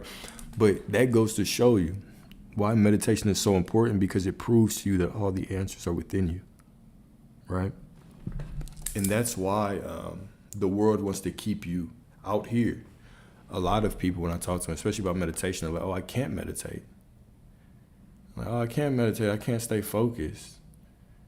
I'm like, yes, you can. It's a natural state of being is to meditate. Once you start meditating, you start tapping in, you get access to information that's always been within you, right? Everything that I say, you already know. Everything you can go read in a book, you already know, right? Sometimes it's good to get reinforcement, but if you are just walking around by sight, right, by your third dimensional sight, it's going to be very difficult for you to perceive different truths, different levels of truth. I mean, we've all been here. You have to have a certain level of consciousness to even be on this channel, right? But I'm sure a lot of the things that you believe today, if you had asked yourself 5-10 years ago, you would have looked at yourself like, what the hell are you talking about? Hell no, I'm not into that kind of shit. But this is just how, you evolve, right? It takes, you have to confront yourself. You have to challenge yourself. You have to sit in that silence to get different insight. It just is what it is, right? And we all know this. There's certain people that you can have certain conversations with. There's certain people that you can't. You have to meet people where they are. Or you have to give people grace and understand they are at their part of the journey. You're at your part of the journey. There are things you don't understand today or the things that you understand today you didn't understand 10 years ago. There's things you will understand 10 years ago that you don't understand today. That is just the nature of it. But meditation is extremely important, man. It's extremely important because it gives you clarity on everything. It's almost as if when your brain is just consuming information, you can consume it and feel it on a single level. But until you sit and meditate and allow it to marinate in your mind, you'd be surprised how much information just is spit out at you. You're like, oh shit, that's what that means. Things just click in that silence and that stillness, right? My manifestation technique is I wake up in the morning and I remind myself who I am. I tell myself that I'm divine, I'm source, right? Everything is drawn to me. I go work out. When I work out, I don't listen to music. I just speak affirmations. I just talk shit to myself about how great the day is gonna be, how great I am, how I'm gonna get everything I want. Then I shower. Then I go into a long meditation. Then I typically call my mom and my sister. Then I get on the charts, right? But it's that just works for me. I try to, I call them and then I do content and then I get on the charts. So when it comes to manifestation, I don't really do processes to manifest. I just know who I am. I just know who I am. Yeah, everything is attracted to me. Everything. Everything I desire. I get everything that I want. No exception. You get everything you want in your reality too.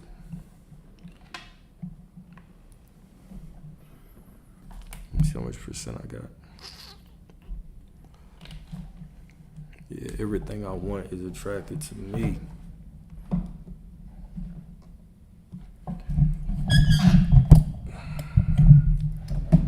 Yeah, it's not gonna work.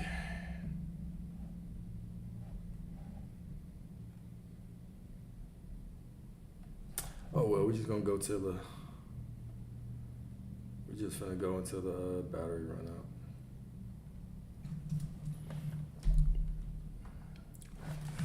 We're just gonna go till the battery run out.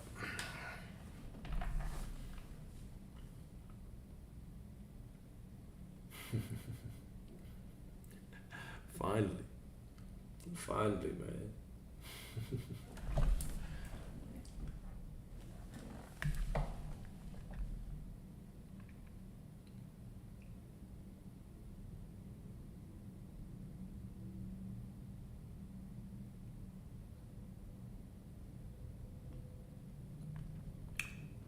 So that's a good. I like that statement, because it brings up a good point that I always make. Right, or I try to talk about is the we have to be realistic that something did exist or didn't exist, and that's a fact. We cannot be delusional. I would disagree. I would say that that you are reality. I would say that you are reality. Now, whether you believe that something existed 100 years ago, 1,000 years ago, 10,000 years ago, does it really matter? What did you get out of that thing, right? So you could make the argument and say just by saying that you could get information out of that means that you're acknowledging the fact that it exists. I would say, no, it doesn't. I would say whether that person existed or not makes no difference to me. Even the information that I've received from that time period, it has changed, right, as I've evolved over time. So it's the same. I think that's the same thing that people say about reality. It's like, oh no, I have to say that this exists. I have to say that this is what it is. I can't just be delusional. I can't gaslight myself. It's like, I'm not telling you to gaslight yourself. I'm saying that you are reality, that your perspective is reality. Right? There is no reality outside of you. You don't see reality as it is. You see it as you are. Right? We can sit and we can argue about whether something existed or not. Like whether the physical manifestation of a man named Jesus Christ who was born of a virgin, we can sit and have that argument until we're blue in the face, but does that actually change anything? I would say the more important part is the information that we gain from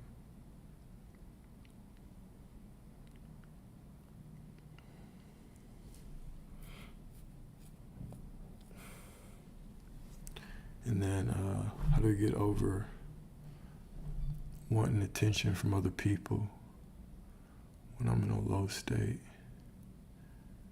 To get over it, part of the journey. Sometimes it drags on me when I know my value is not dependent on others.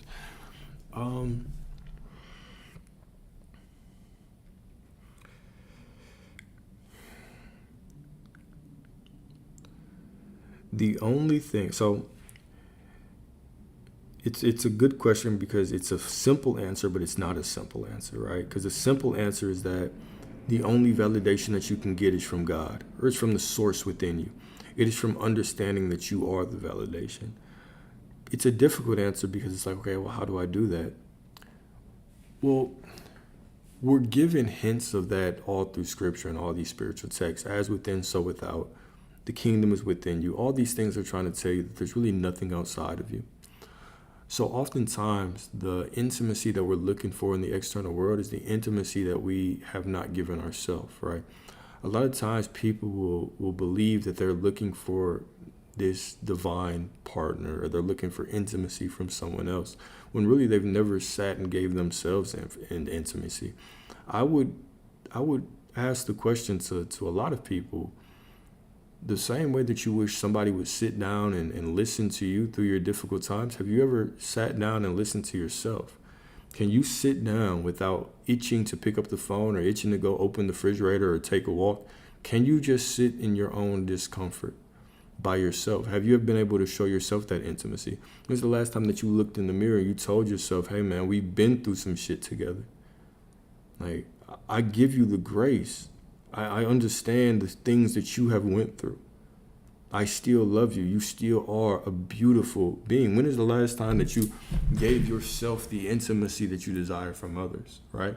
So oftentimes your soul will push you in this path to staying by yourself. Because a lot of times when we feel that pain, what it is your soul trying to pull you back home, trying to get intimacy with yourself, trying to tell you, why don't you provide yourself with what you've been fiending for the external world to provide you? And so oftentimes we'll confuse it and be like, oh, well, no, I need somebody to lay up with, or I need this or need that.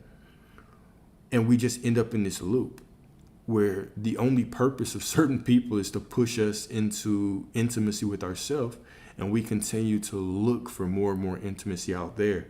And there's never going to be a point where you have enough sex or somebody gives you enough validation for you to say, that's enough, that's perfect. I'm fine, I finally feel perfect, right?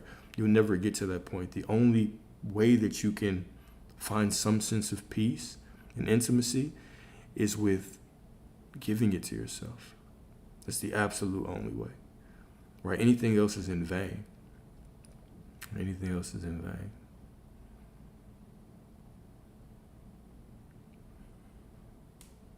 Oh, yeah. I mean, that's natural though, right? That's natural. It's nothing wrong with wanting someone else, no matter how much you love yourself, right? I love myself as well, but there's some things a woman can do to me I can't do to myself. You know what I'm saying? So it's always gonna be nice, right? It's not that you get to the point where you just only want to be by yourself, right? But you do have to be able to provide that intimacy to yourself, so you can provide it to someone else as well.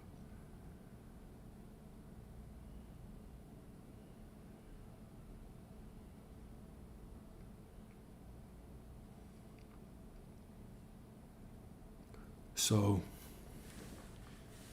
okay. So I wonder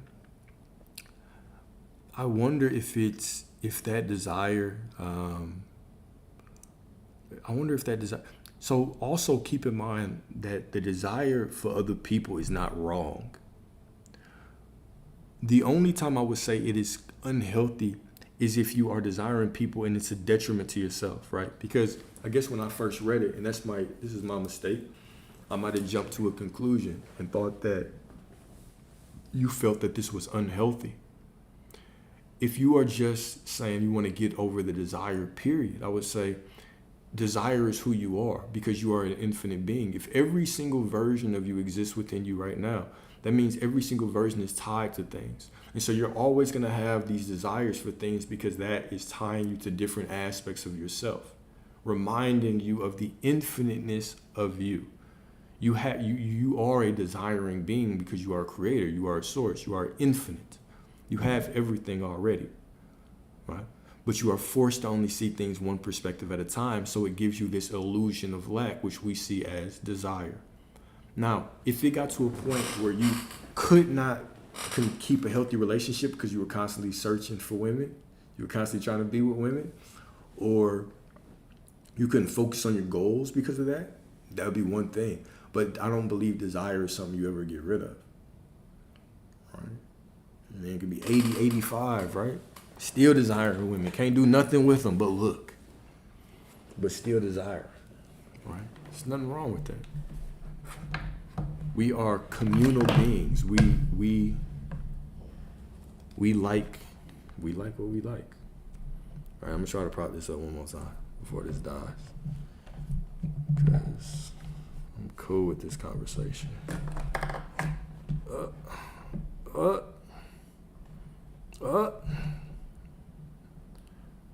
Oh, there we go. That's good enough.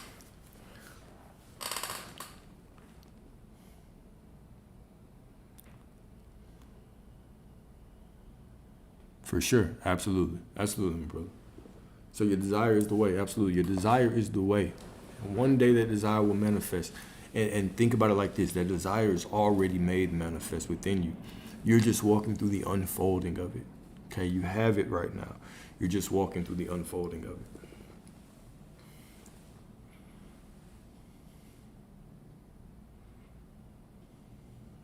You can change everything. You can change absolutely everything. I don't like this angle in it though. But yeah, you can change absolutely everything.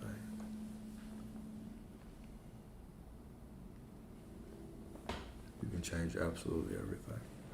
There is no loss in the kingdom. This is the meaning of even this is the meaning in Scripture of even the resurrection. There is no loss. There is no death. Anything can be transcended. Anything can be transcended. Okay.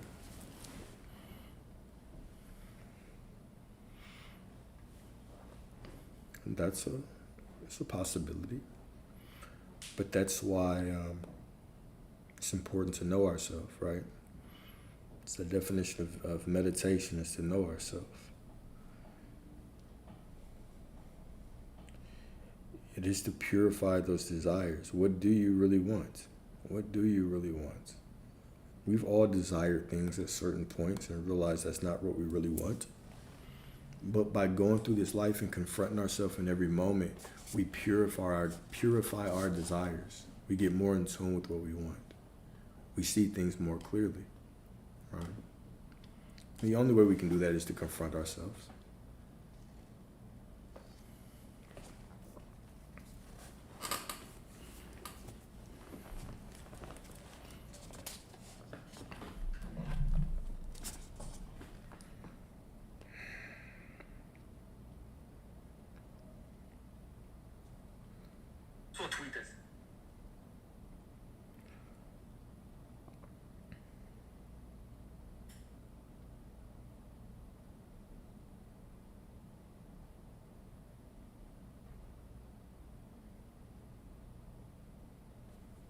What else y'all got, man? I know you got some more questions.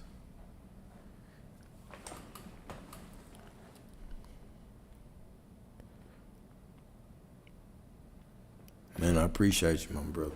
Hey, man, God bless you as well. You know, the thing is, we're all on this journey together, right? This is a divine journey. We're all waking up together. We're all creating the life that we desire together, right? And so, yeah, shit, I'm here. I'm here. Oh, and by the way, I meant to say this. So today I downloaded this thing called YouTube Studio, right? And it tells you your stats on YouTube. And typically I try not to touch my phone too much, but I've realized, because I never really did content, extremely seriously. It was more so for fun and because I like to do it. But I didn't realize I had my comments off on YouTube. So I was getting all these comments and I was not seeing them because the notification was off. So I was going back today and I was looking, I was like, damn, I got quite a few comments. So I'm bad for not responding. I'm gonna go back and make it a point to respond to the comments there and on TikTok as well. TikTok I think I'm a little better at, but I do just post and kind of close the app and start walking around in nature. Where I've been going a lot lately is the Katy Trail. If anybody's familiar with Dallas, it's a spot called the Katy Trail. And it is what it is. It is what it says. It is. It's a trail and it's got restaurants on it, right? It's pretty dope, but man, it's full of distractions, if you know what I mean. It's full of distractions. Full of distractions. So typically I go at 2 times. I go like at about 4:30 a.m. And then I go typically when I finish trading, if it's early before I go on live or after I go on live, I'll go back out there. So it's like in the middle of the day. It's always live on the Katy Trail. I'll just put it like that. It's always live on the Katy Trail. If you're ever in Dallas, you know what I'm saying, you want to work out or you want a nice walk, go to the Katy Trail. You'll like it a lot.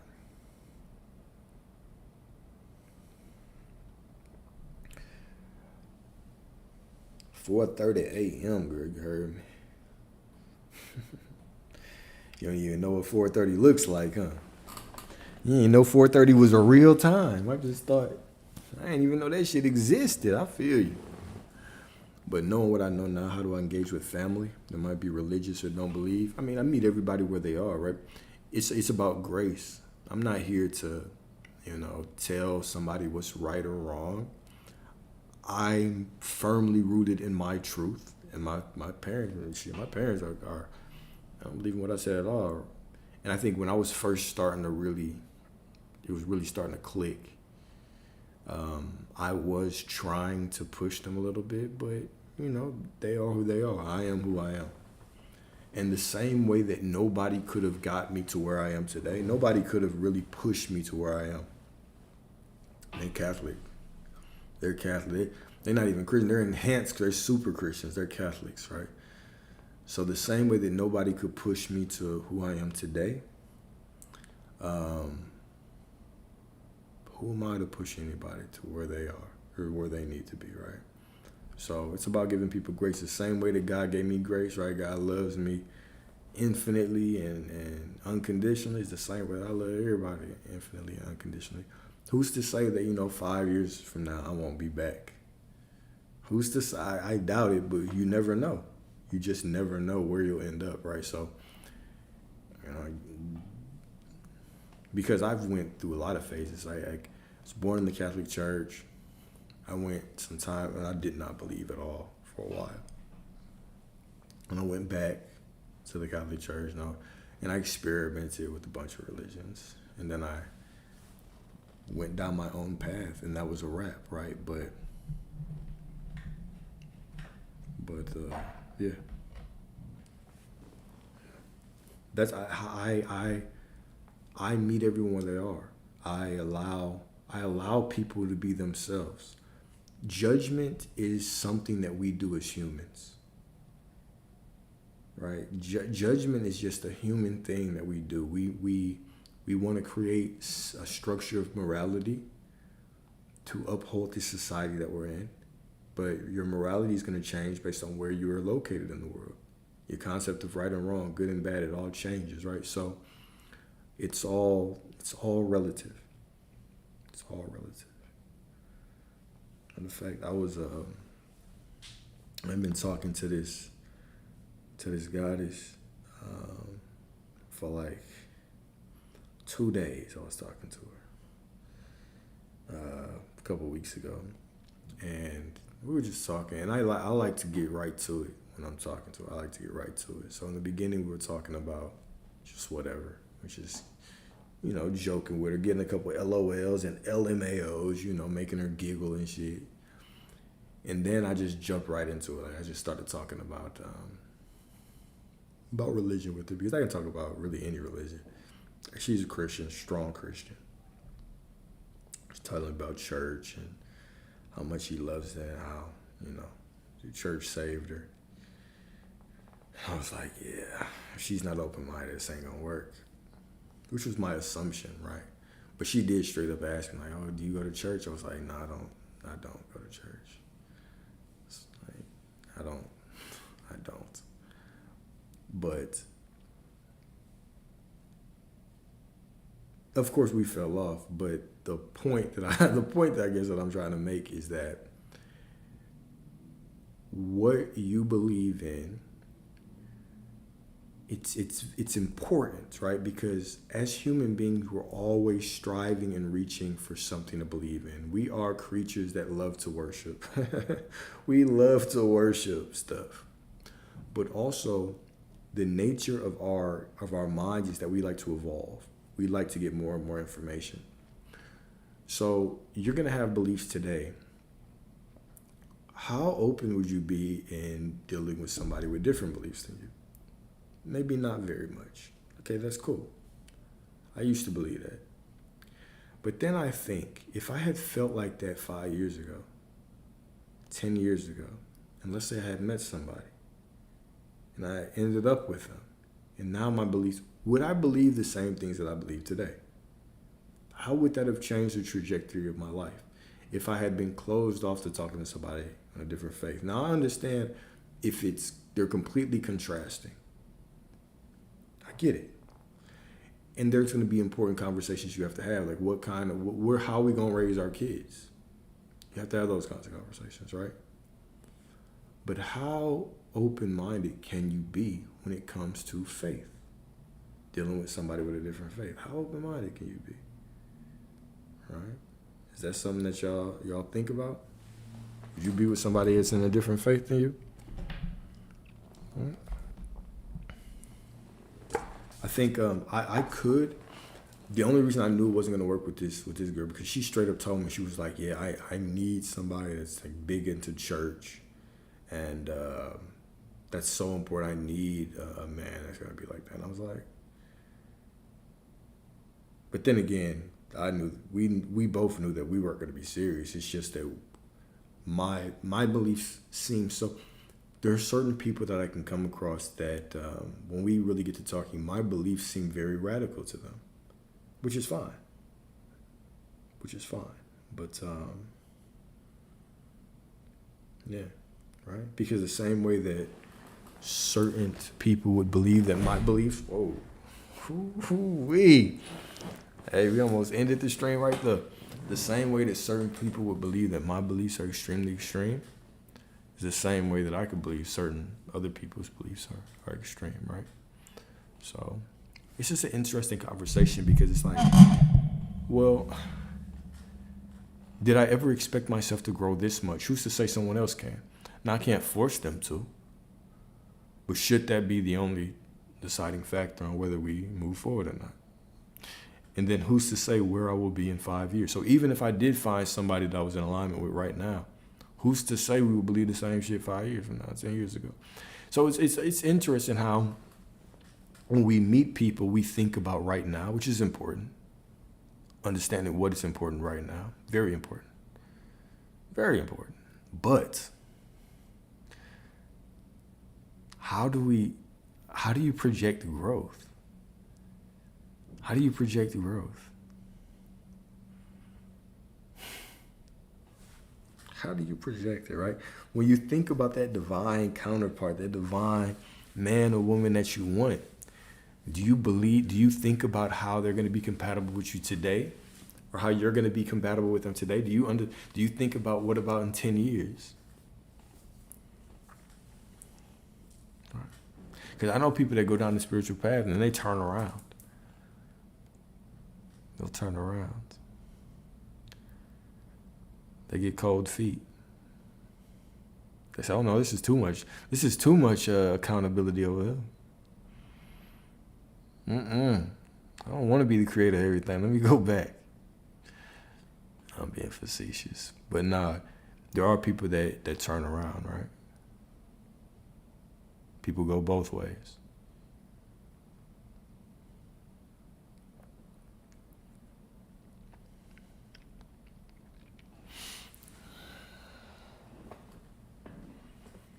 I think the best way to settle this is, if I had two wives, one of them that believed what I believe in, and then one of them that was,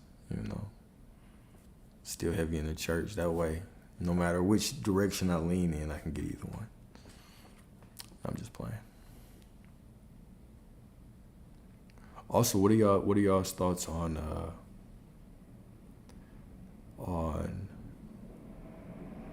monogamy? Do you believe monogamy is a natural thing?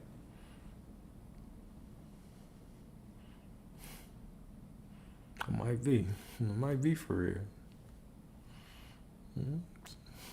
Who knows? The other thing, monogamy is natural. Let's say that you meet. I got a question for women. I wanted to hear y'all's opinion. It's easier to ask this question to women versus men. So let's say that you meet a man. You connect with him in a way you've never connected with anybody before. Everything that you want. And he straight up tells you, "I care about you. I want to see if this works. I want this to work. But I do not have the appetite for just one woman sexually. I can't do it. I refuse to do it." What would you say?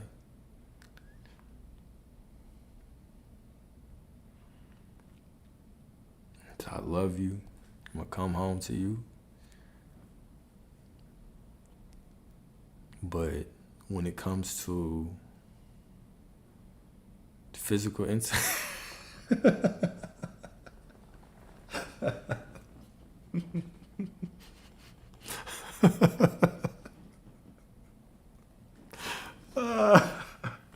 okay. Hard no. Okay. I don't even need to ask the men. I already know what the answer is. I already know what the answer is to the bed.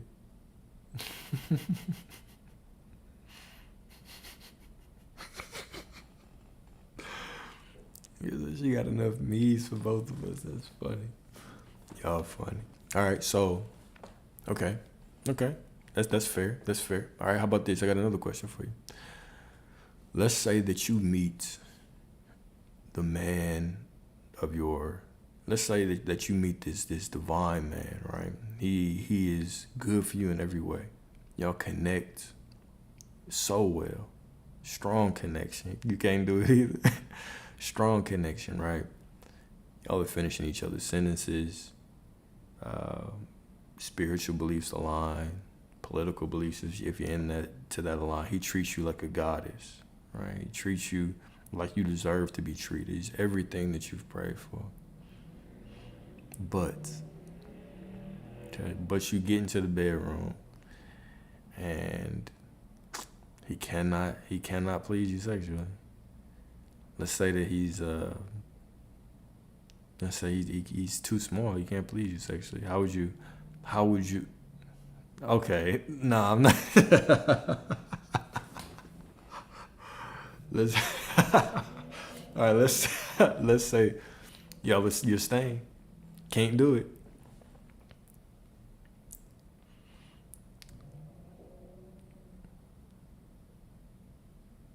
Okay. You can work with that. Can't do it. You'll pray.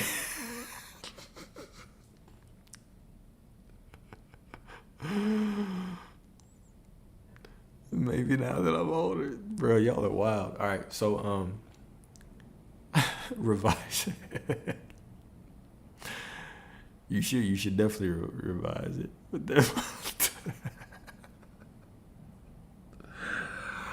All right, so let me ask. Hopefully, I got some more men on here. All right, how would y'all feel about this? Because I feel like I think I already know what men are gonna answer. Because I already know how I would answer. But I wanna make a point with this, gentlemen.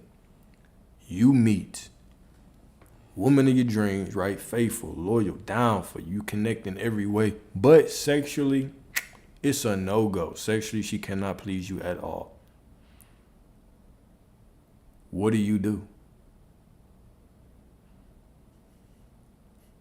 Small pen still hurts. What do you do, gentlemen?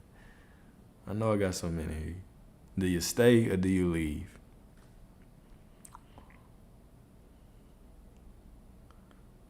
Dang, ain't got no men on here that want to answer this.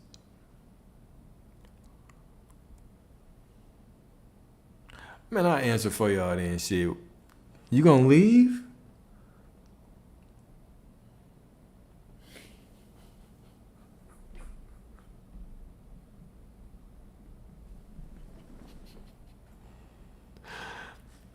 Hell no, I'm staying. What you mean?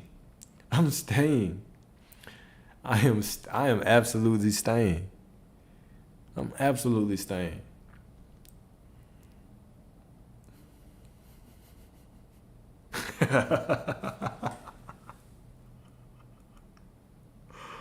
I'm staying. Why would I passing up on somebody who fulfills you in every way but sexual? But here's the thing though. Here's the thing.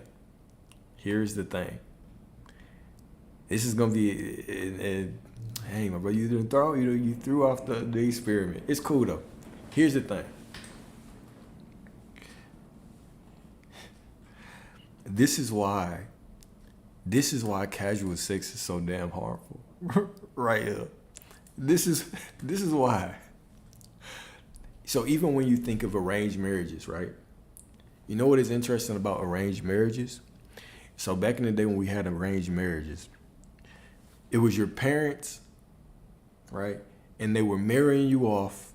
And when you married this person, you had an obligation, right? Like, okay, we are going to have a duty towards this village. Marrying this person is going to make the family stronger, etc. Whatever. We're going to have kids. We're going to fall in love. You have a duty together, and through that duty, y'all fall in love. These days, most of us are so terrible at picking our first partner, fresh out of high school, maybe in high school, in college, right after, whatever, that we go in and we have sex and we put up this guard, and then we start sleeping with so many people. Once you see certain things, you can't unsee it. The only reason I believe that I'm truly able to say that I could be with a woman who doesn't sexually satisfy me, like, she's just not good at sex, is because I practiced retention for so long. It's because I have practiced retention for so long. Right? And so I feel like I feel like I have control of that beast. But man, there are certain things that you can go out into this world and experience sexually that you cannot forget. Like, you can't just go back to not having that. Right? And so when we've had so many sexual experiences, how do you, and I already know what you're going to say, and I know what you should say. I know the answer that you should say, especially if you're on this live, you should say it, right? Is that how do you know that you're passing over the wrong, or how do you know you're not missing the right person? Your answer should be that it can't be the right person because I can have it all. Obviously, clearly, sure. But even from a different perspective, how many people do you believe have done wrong to people who were right for them, have thrown away good things because of a lack of sexual discipline? Just because of a lack of sexual discipline, or just being exposed to too much.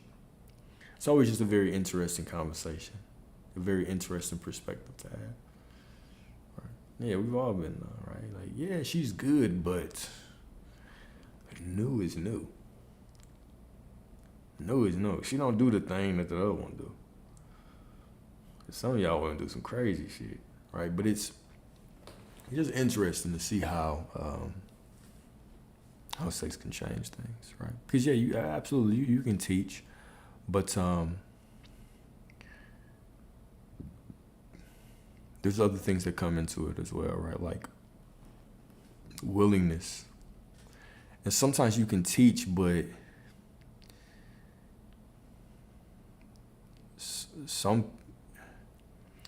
you can teach to an extent, right? But sometimes, like, sometimes some people just have talent that separates them from the crowd, right? Like, you can teach a role player to do some things, but sometimes some people just have talent, right? So it's were you ever even supposed to be exposed to certain things like that?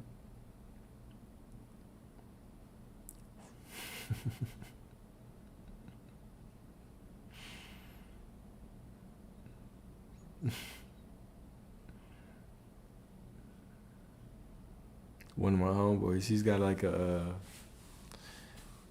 Instagram, he got this funny ass close friends where he always asks polls and questions like this. He has a bunch of people in it who do polls and do screenshots and stuff. But it's typically around this, and it's very interesting how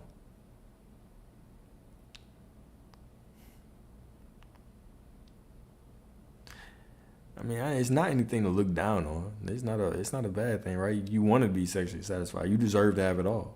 You deserve to have it all, right? You deserve to have somebody that can give you everything that you want.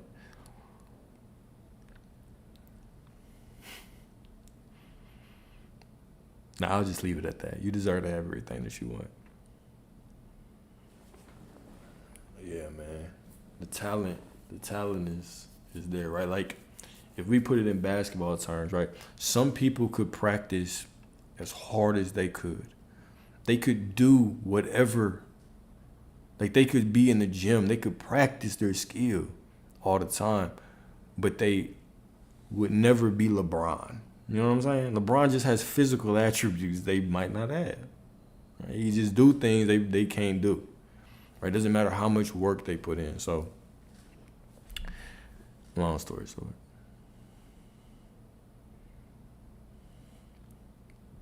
Isn't that putting limits on the... Okay. All right.